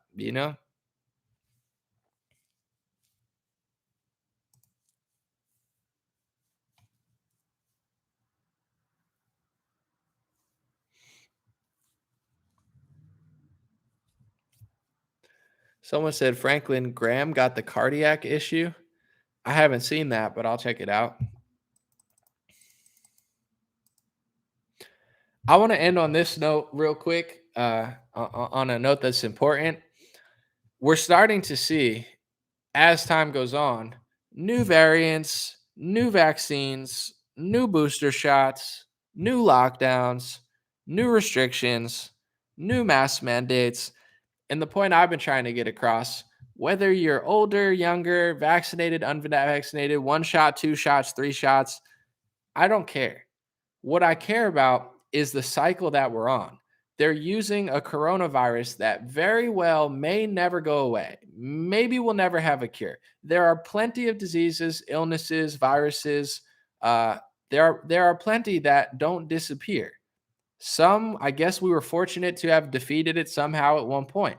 Others, we just haven't. So they're going off this hypothesis that we're somehow going to be able to beat it. But I'll tell you what, I don't really think that they think that. I don't think they're stupid. I think that they think that as much as The Economist thinks sharp increase in inflation over the past year has blindsided many economists. Either these people are stupid or they're lying. I don't think The Economist is stupid and they had no idea inflation was going to happen. I think they're lying. So when it comes to the science stuff, either they're stupid or they're lying. I don't think they're stupid. So when they look at all this stuff, how convenient is it for an industry to never have this go away? If this ends up being seasonal or it ends up being yearly or bi-yearly or lasting for decades, who is that convenient for? It's convenient for politicians who want money and power. It's convenient for global architects who want a great reset and write about how they don't believe in capitalism and they believe in a more socialist society. It's convenient for billionaires that own technology companies that don't have to take a financial hit. It's convenient to people at this point now who make PCR tests or masks. It's very convenient to the vaccine manufacturers because you have the perfect scheme for them. You have something that doesn't go away, so there's always demand for a new product, and it's just enough to do something, but not enough to do anything. So if they put out one vaccine and it was a cure, say it worked immediately, everyone took one, the virus is gone.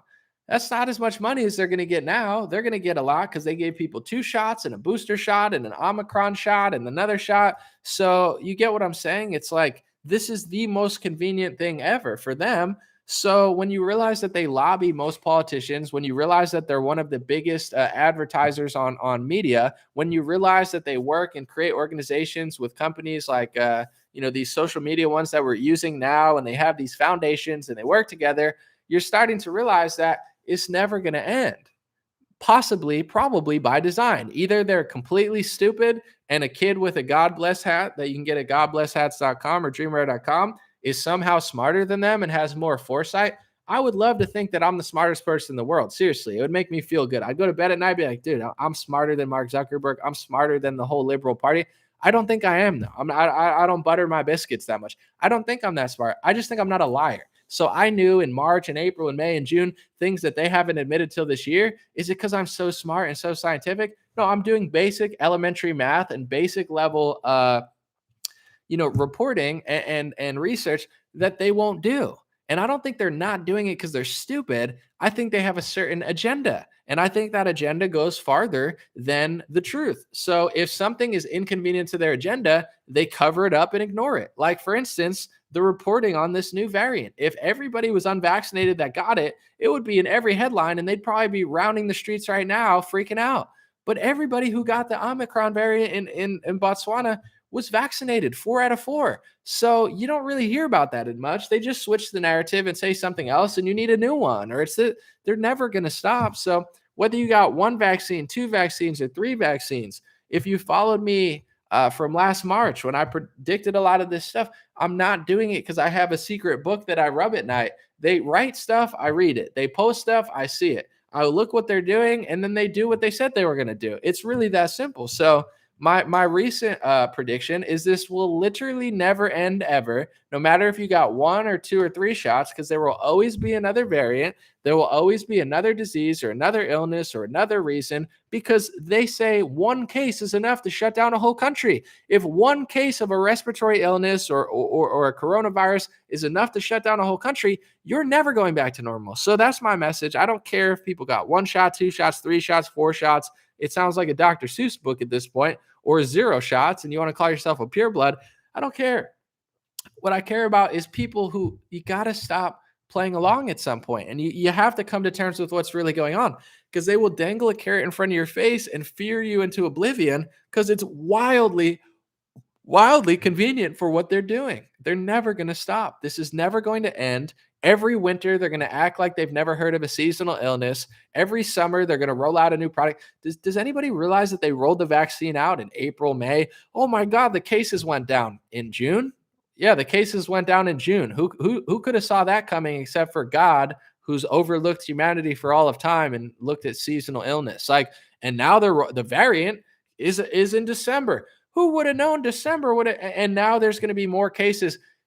Look at the charts in every country ever. I mean, certain countries have different seasons because they're different on the map, but in general, it's like December is not going to slow down. I would be blown away if December just completely gets eliminated or something. So now they're going to fearmonger, whether it's the Delta variant or Omicron. This is never going to end, folks. People got to realize, and I pray that people who got the jab and who didn't, because it's going to take that at a certain point. Don't you want to go back to normal? Don't you want to be left alone?